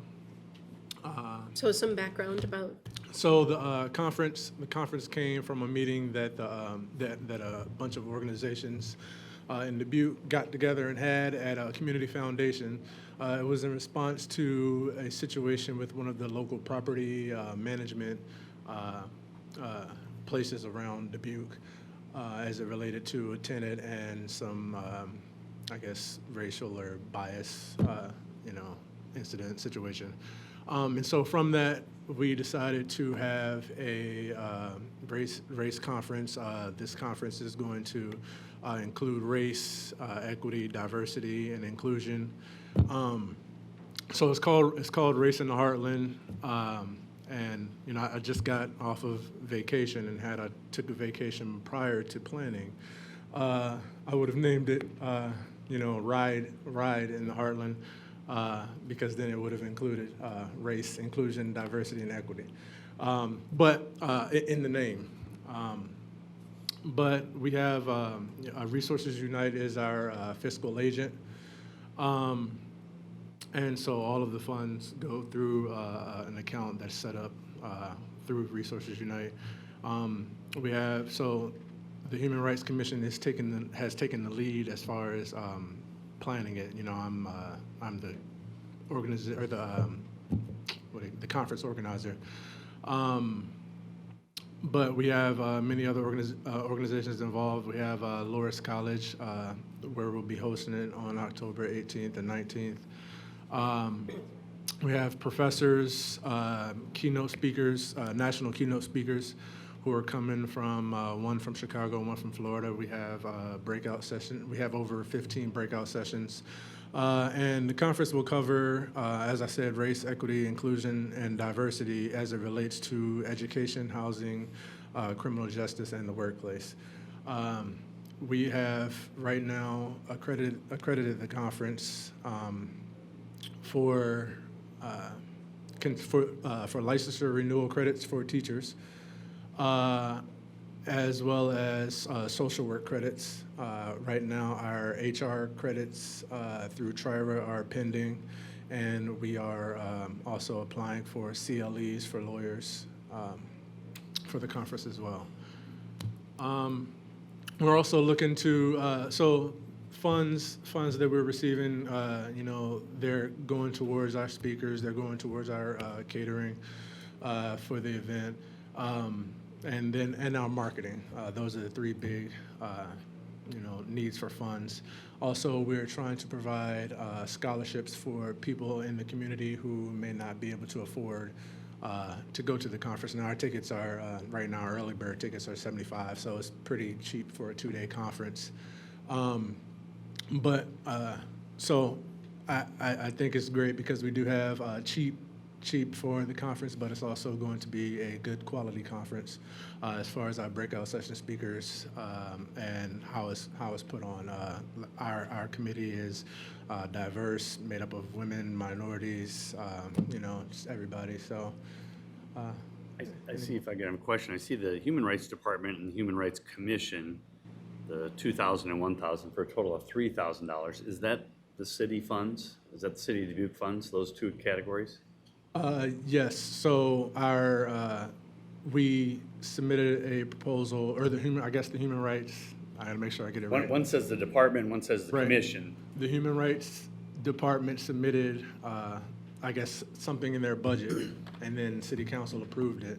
Okay. And then the Human Rights Commission, and then we had funds left over from the previous fiscal year that we added to that. Okay, so their investment level's at $3,000? Yes. Yeah, and my vantage point is I think we should be at that level as well.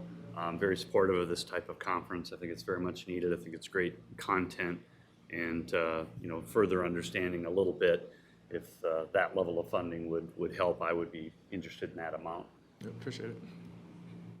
So the initial request was for $10,000 to the Board of Supervisors in the materials that you presented. And is that the level that you're thinking then, Jay? Well, you know, I've seen some of the headlines in the paper for this commission, so I mean, I would basically be supportive of it. And many times, right or wrong, our different governments, City of Dubuque, Dubuque County, we kind of look at each other related to potential leveling of support. And so that was my guide, but I would be interested in what your needs are. Right. And so when we originally, you know, I've never done anything like this. So when we originally submitted that request, we weren't really sure, you know, how much we could get from City Council. And I do know that Kate Larson at that approval meeting stated that, you know, she wished we would have, you know, requested more. Right.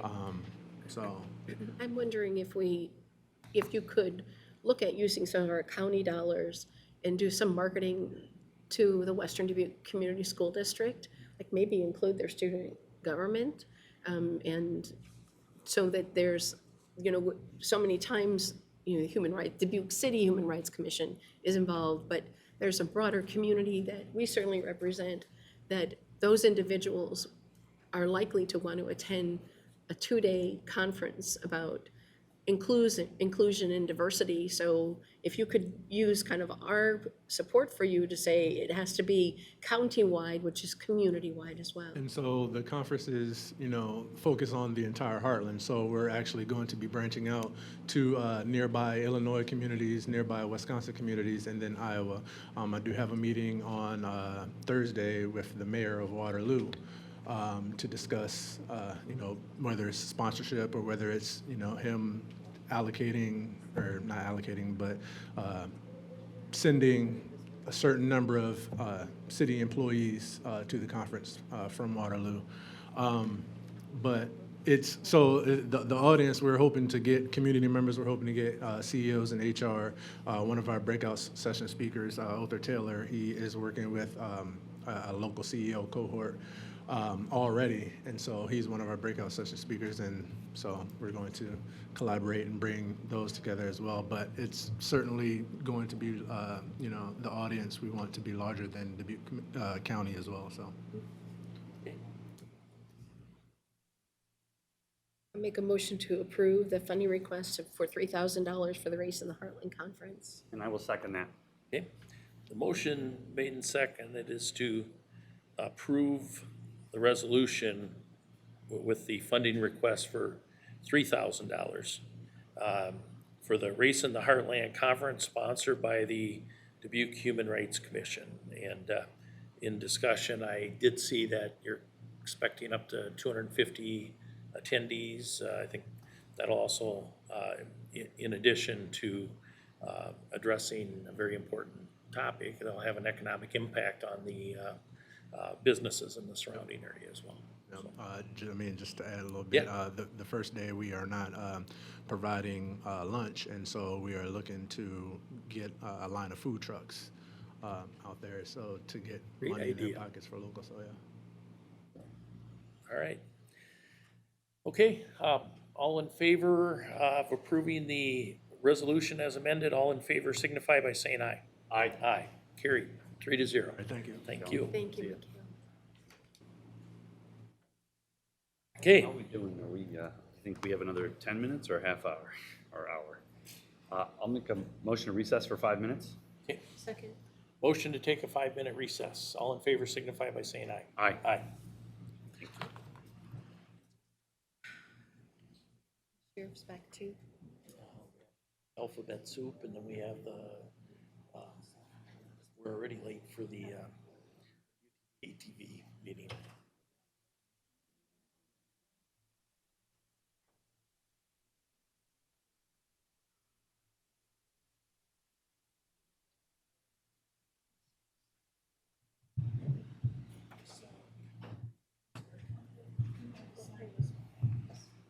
That?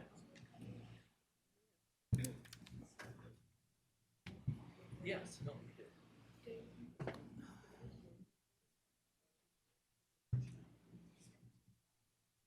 I'm gonna borrow work on this pen here.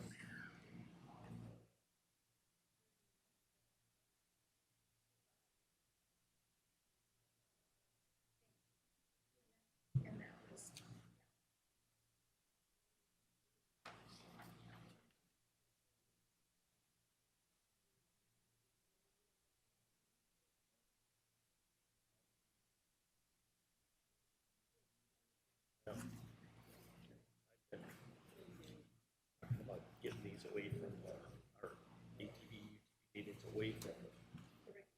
Yeah.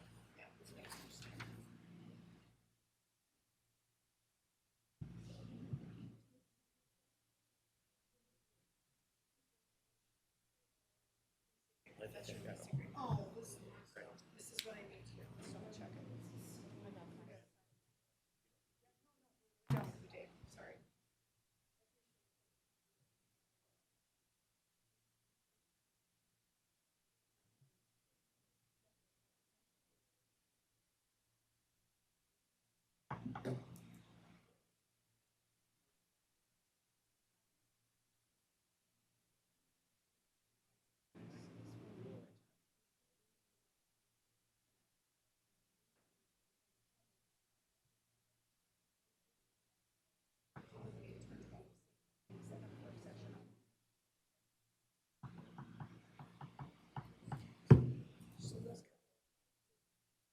Yeah, they were.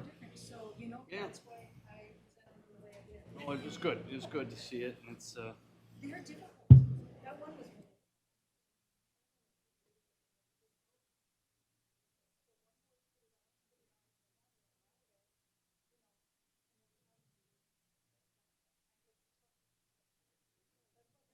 That was your decision. yeah.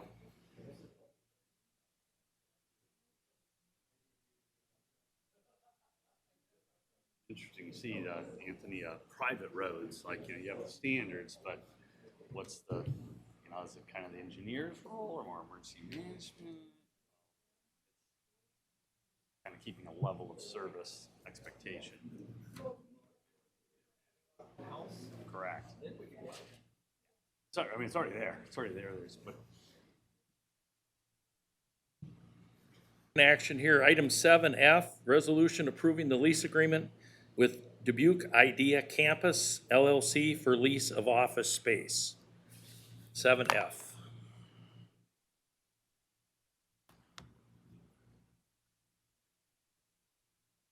I can speak to that. Okay, thank you. Under the mental health region, there are services that are provided in Dubuque County by people who do not live in Dubuque County. So they come here and they travel here. 2 of them are social workers. And what they do right now is when they're not meeting with clients, they like work at McDonald's, sit in their car, and we have an opportunity to get another half-time social work person designated here, but we don't have any office space for them. And so the region came and toured through the Creative Center and was quite struck by the opportunity to rent a space there. So we'd have a local presence in office space for the mental health region. I think that's important. All of this will be, we will be reimbursed by the region. So we're just gonna be the fiscal person to pay the rent and then they reimburse us, like they do for some of our wages and our staff right now. definitely supportive of getting those people a place where they can meet with the public and do their work. And I'm very familiar with the Creative Adventure Lab and all the components they're doing. Very supportive of that project. My question is it the right fit So the Creative Venture Lab has a lot of moving parts related to children's activities, climbing wall. They've got entrepreneurial activities. They've got professional businesses related to Hodge, John Deere that meet there, along with the programs that I run. Is that the right place to have them conduct their business? That's my only question. And they did tour, our full-time social work person did tour this with Jordan Degree, as well as the services coordinator. So similar to Jody Jansen, coordinator traveled to Dubuque to look at it, and they toured through together. This would be an actual locked office space. It isn't just assigned to a workstation, so they would actually have an office space. Would they be meeting clients there, so citizens? Most likely, no. They might host even the opportunity to have regional meetings there for other directors. So it does give us, they're not Dubuque County employees, they're employed by the region, but it gives the region a physical footprint here, and the region is excited about that we would have a place where you could say the mental health region is present in Dubuque instead of just people kind of passing through. So, and I fully support that. It's a brand new office space and it's got a lot of appeal. It's colorful, but is it the right place to conduct mental health business? It seems innovative, creative, different. And if that's what we're going for, then that's the right place to go. But they'll be rubbing shoulders with entrepreneurs, with children on climbing walls, people doing Legos, community groups coming in, businesses coming in. That's not normally the interaction. I'm not against it. I'm for trying things. That'd be my own case. Office space is plentiful available in Dubuque. But if you feel strongly with this, I'm happy to support it. I'm not worried about the dollar amount. And I fully agree, and it's a good amount to get them for it. But it didn't seem like it fit very well. they were actually excited about looking at the They're whole working in concept of McDonald's the parking region. lot. Well, the whole idea of looking at the region as mental health as we change and look at it from kind of a creative solution, that I think the reason why I like that place so well, even myself, is it forces you to be thinking about everything differently.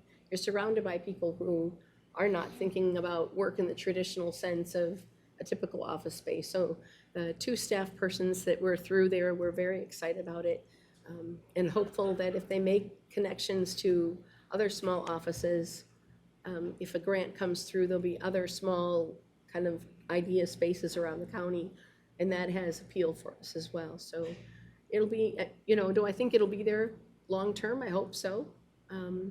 Our expense, there's no other place for us to put people. Oh, no, there's plenty of office space in Dubuque. We could. Well, no, they want to say, they would like them here at the courthouse. Okay, now I'm confused, but that's fine.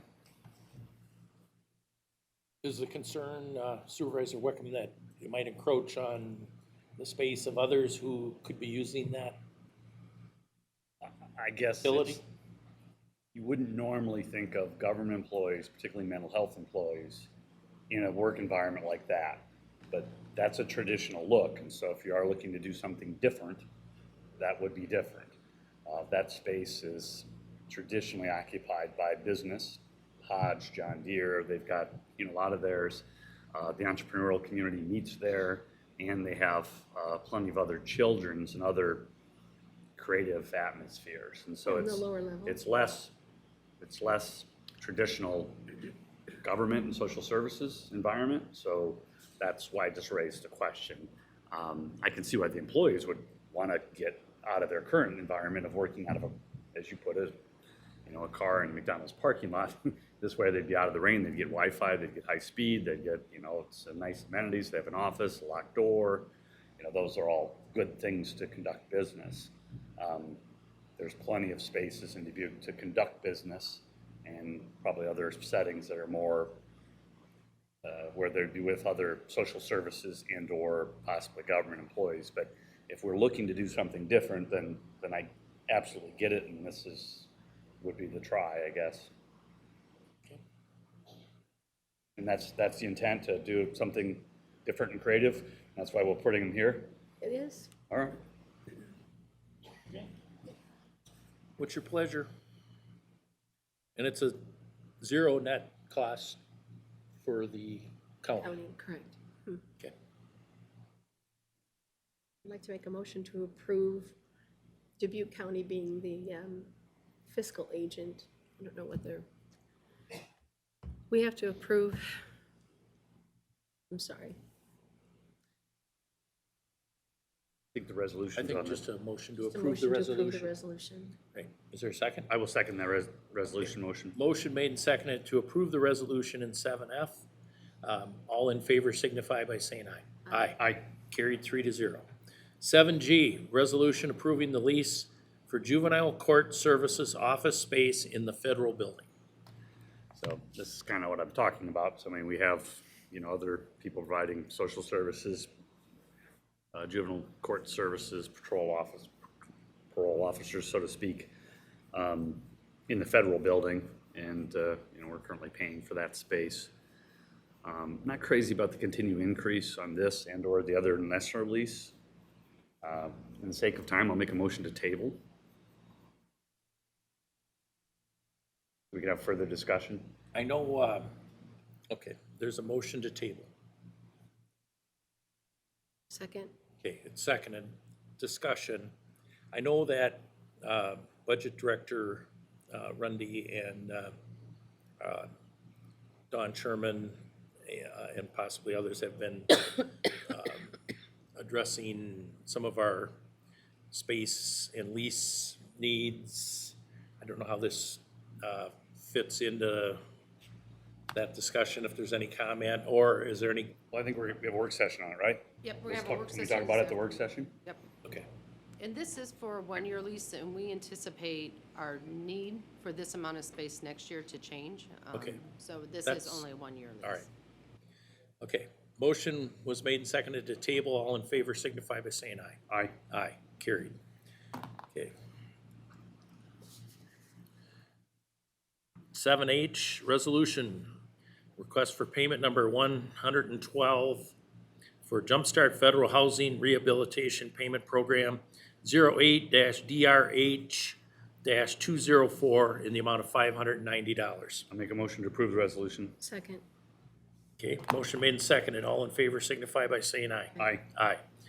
7I, resolution amending the salary resolution for 2019-134. I'll make a motion to approve the resolution. Second. Motion made and seconded to approve the resolution. All in favor signify by saying aye. Aye. Aye. Carried 3-0.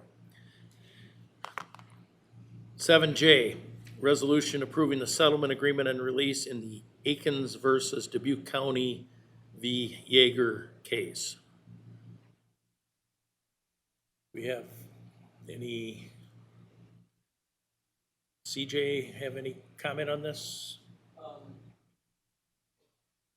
Not a lot. Yeah, it came from Les Reddick through the ICAP program. So it was kind of a 3-car accident involving one of the deputies and another car. And so we were going to the Dubuque County will receive, I can't remember if this one was the 1,000 or the 1,500. 1,000, I think. In turn, ICAP's going to pay somebody else $1,500 and somebody else gets released. So it's just a leg of the tripod to get the case settled. Okay. Would you recommend approval? Yes, absolutely. And we had had discussion with Sheriff Kennedy also, and he was in agreement with it. Motion to approve? I will second that. Okay, motion made and seconded to approve the resolution. All in favor signify by saying aye. Aye. Aye, carried 3-0. 7K, resolution approving change order 001 for the West Campus building. I guess we have FEH representatives. We have Ben Mum from Ports and Construction, the superintendent for the West Campus project. Thank you for being here. Thanks, Ben, for coming in. You bet. Good job, Christie. $12 million contract. It's good to Because see you. because I know how busy he is.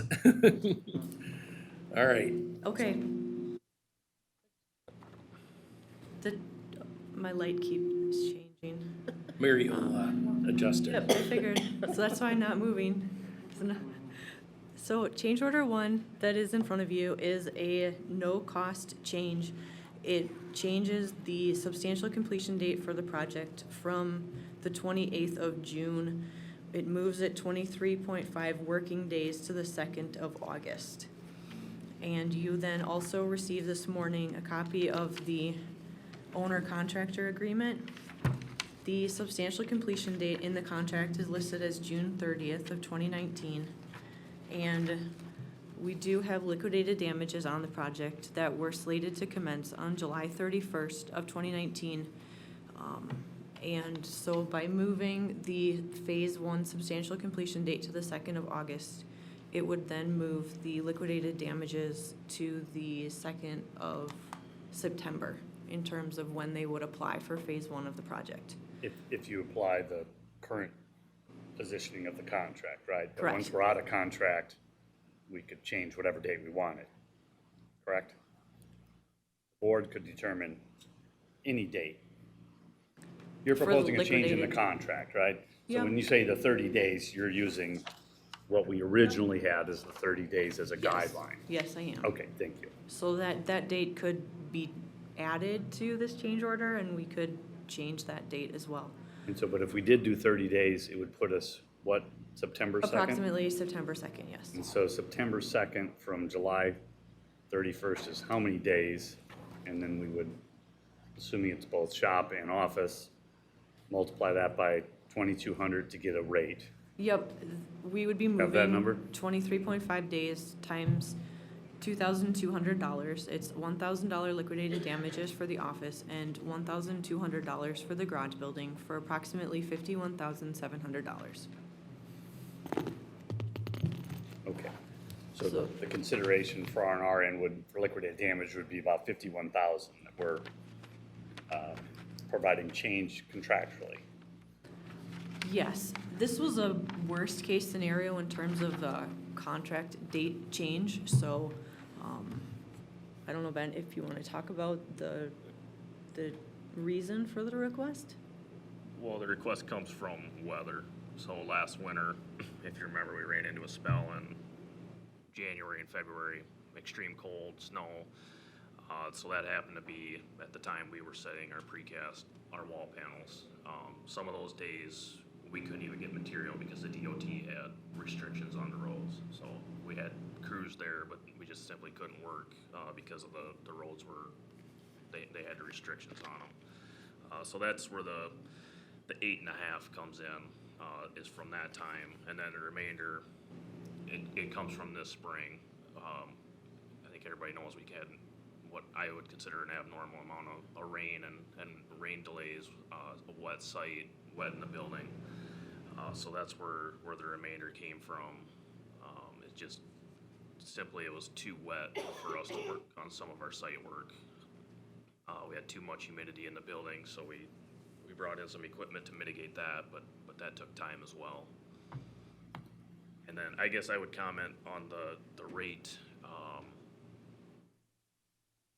That's based on the office and the garage. Yeah, I think the office will be less than the garage. Yeah, so the office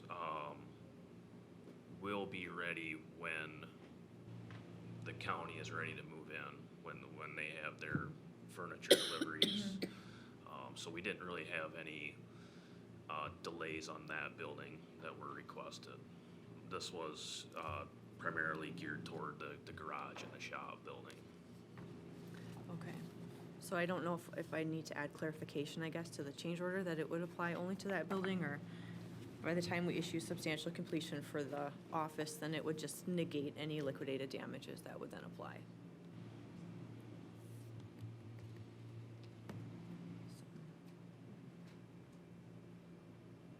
And the request was for 23 days, and then I see in your documents you had 18.3 days in the, Scott, Uh-oh, we did. if I'm glancing at the document and you're showing 8 days and various weather things, and it's 18.375. There was an odd half a day there.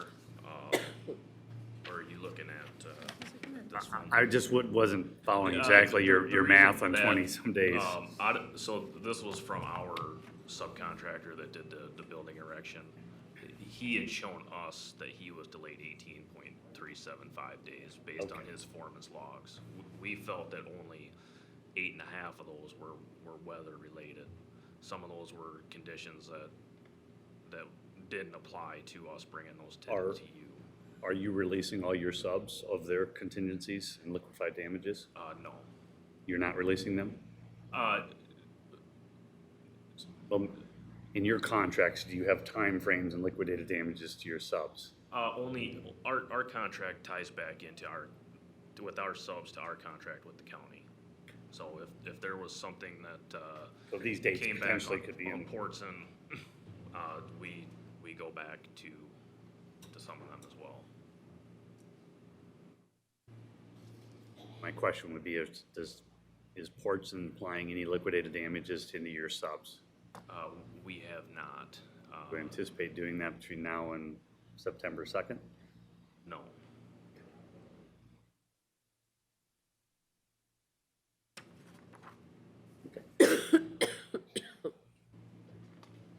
So roughly the board would be allowing $51,000 change related to the original contract related to the dates.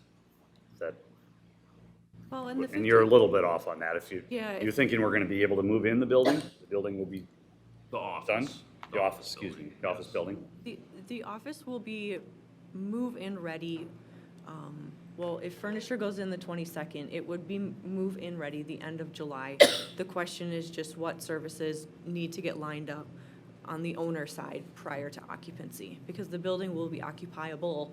It's just your door hardware won't work and your key cards might not work because there's work associated with those components. So potentially it could be not less. ours. Yeah, which is outside of Portson's scope. Yep. So I think it would be $1,200 times 23.5, and I could do the math on that. That would, 25,000 or right, it would be less. closer to that dollar value in terms of just the garage building being the delay. Okay, thank you. Mm-hmm.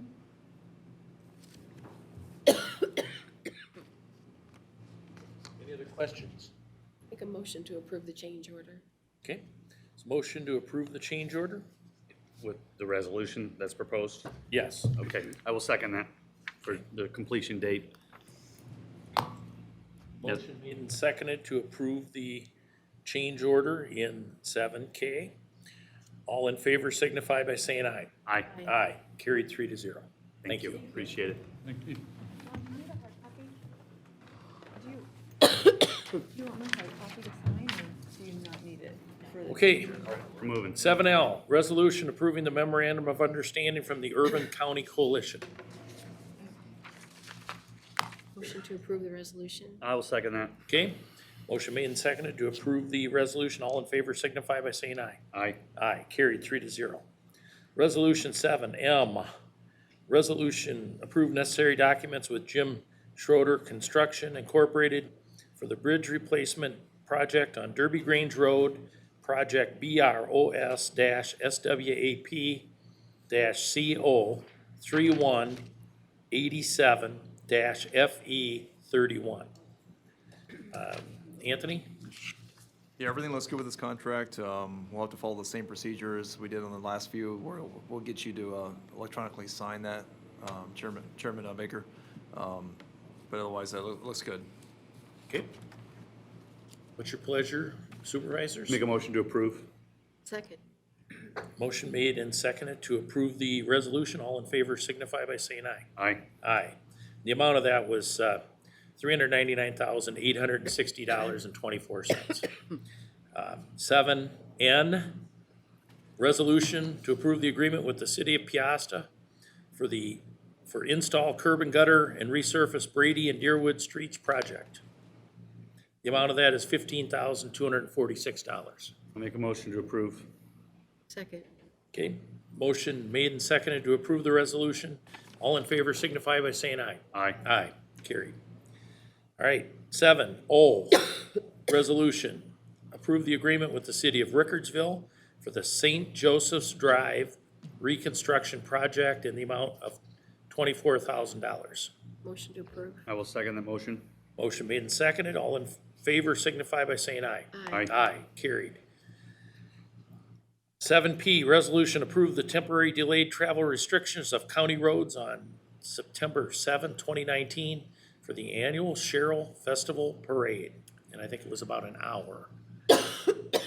Motion to approve. I will second that. Motion made and seconded to approve. All in favor signify by saying aye. Aye. Carried. 7Q, resolution. Approve necessary documents with SF. We'll probably need Sheriff Kennedy on this one. Approve necessary documents with SF Mobile Vision for body worn cameras for the Sheriff's Department. And my notes have that the low bid was $120,650, and we get about $57,000 of that in a grant. $57,242 Right. our grant money, and the other money is money that we have in-house with some of our other alternate funding sources. So we just need the county to pay the lump sum up front, and then everything else will be paid back via grant and other funding. So. When will these be a reality? do you think? Well, we actually talked to them last week when they signed the contract, and originally they were saying a 26-week lead time on it. Now they're saying we might have them by October 1st. Oh, So- great. Okay. So, yeah. I think that'll be another good tool for our law enforcement professionals. We think so. Yeah. Okay, I'll make a motion to approve the resolution. Second. motion made and seconded to approve the resolution. Any further discussion? All in favor signify by saying aye. Aye. Aye, carried 3-0. Thanks, Sheriff Kennedy.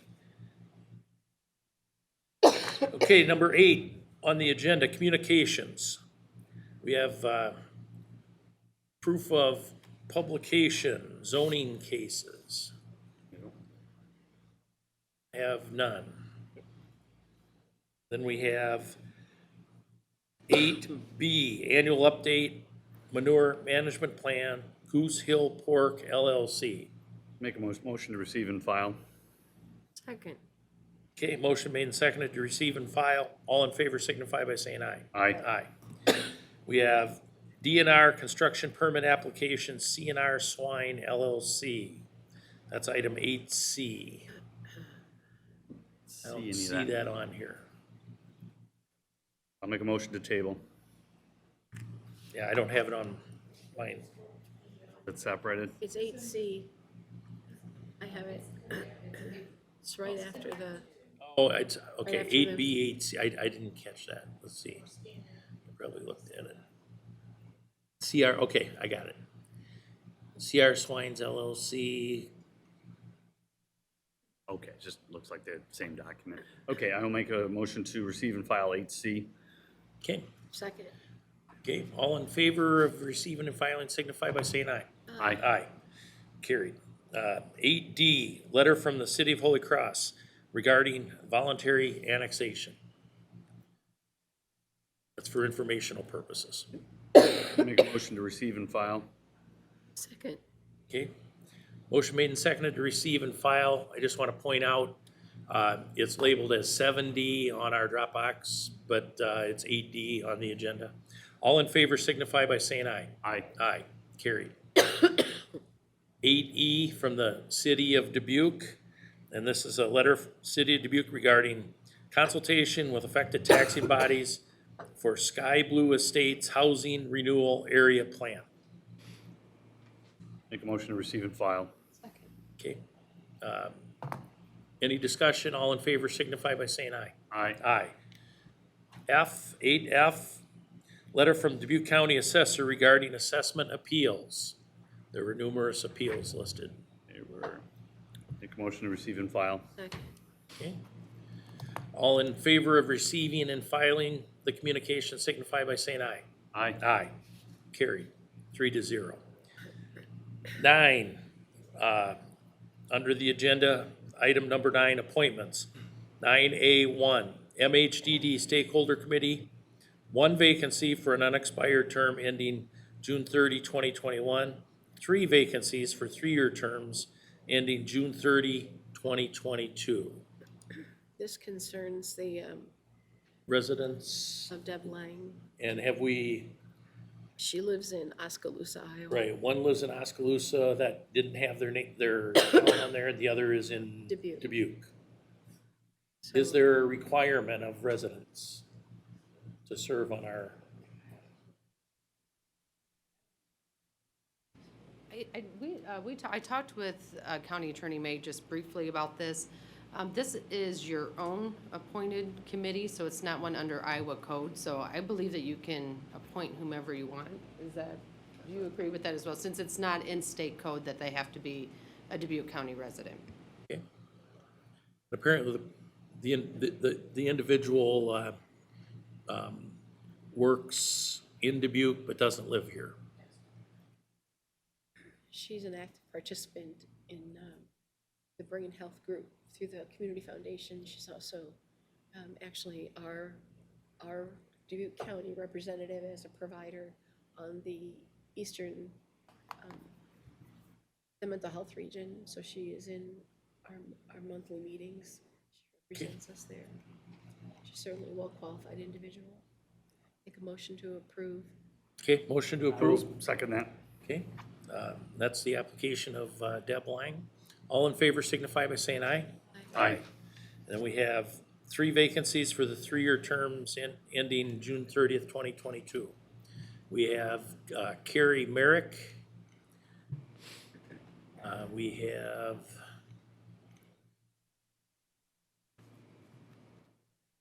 Deborah DiVenuta. Only 2 I saw. That's 2 of the 3. So we have 2. Motion to approve. And I will second that. Motion made and seconded to approve the 2 applications. All in favor signify by saying aye. Aye. Aye, carried. Okay.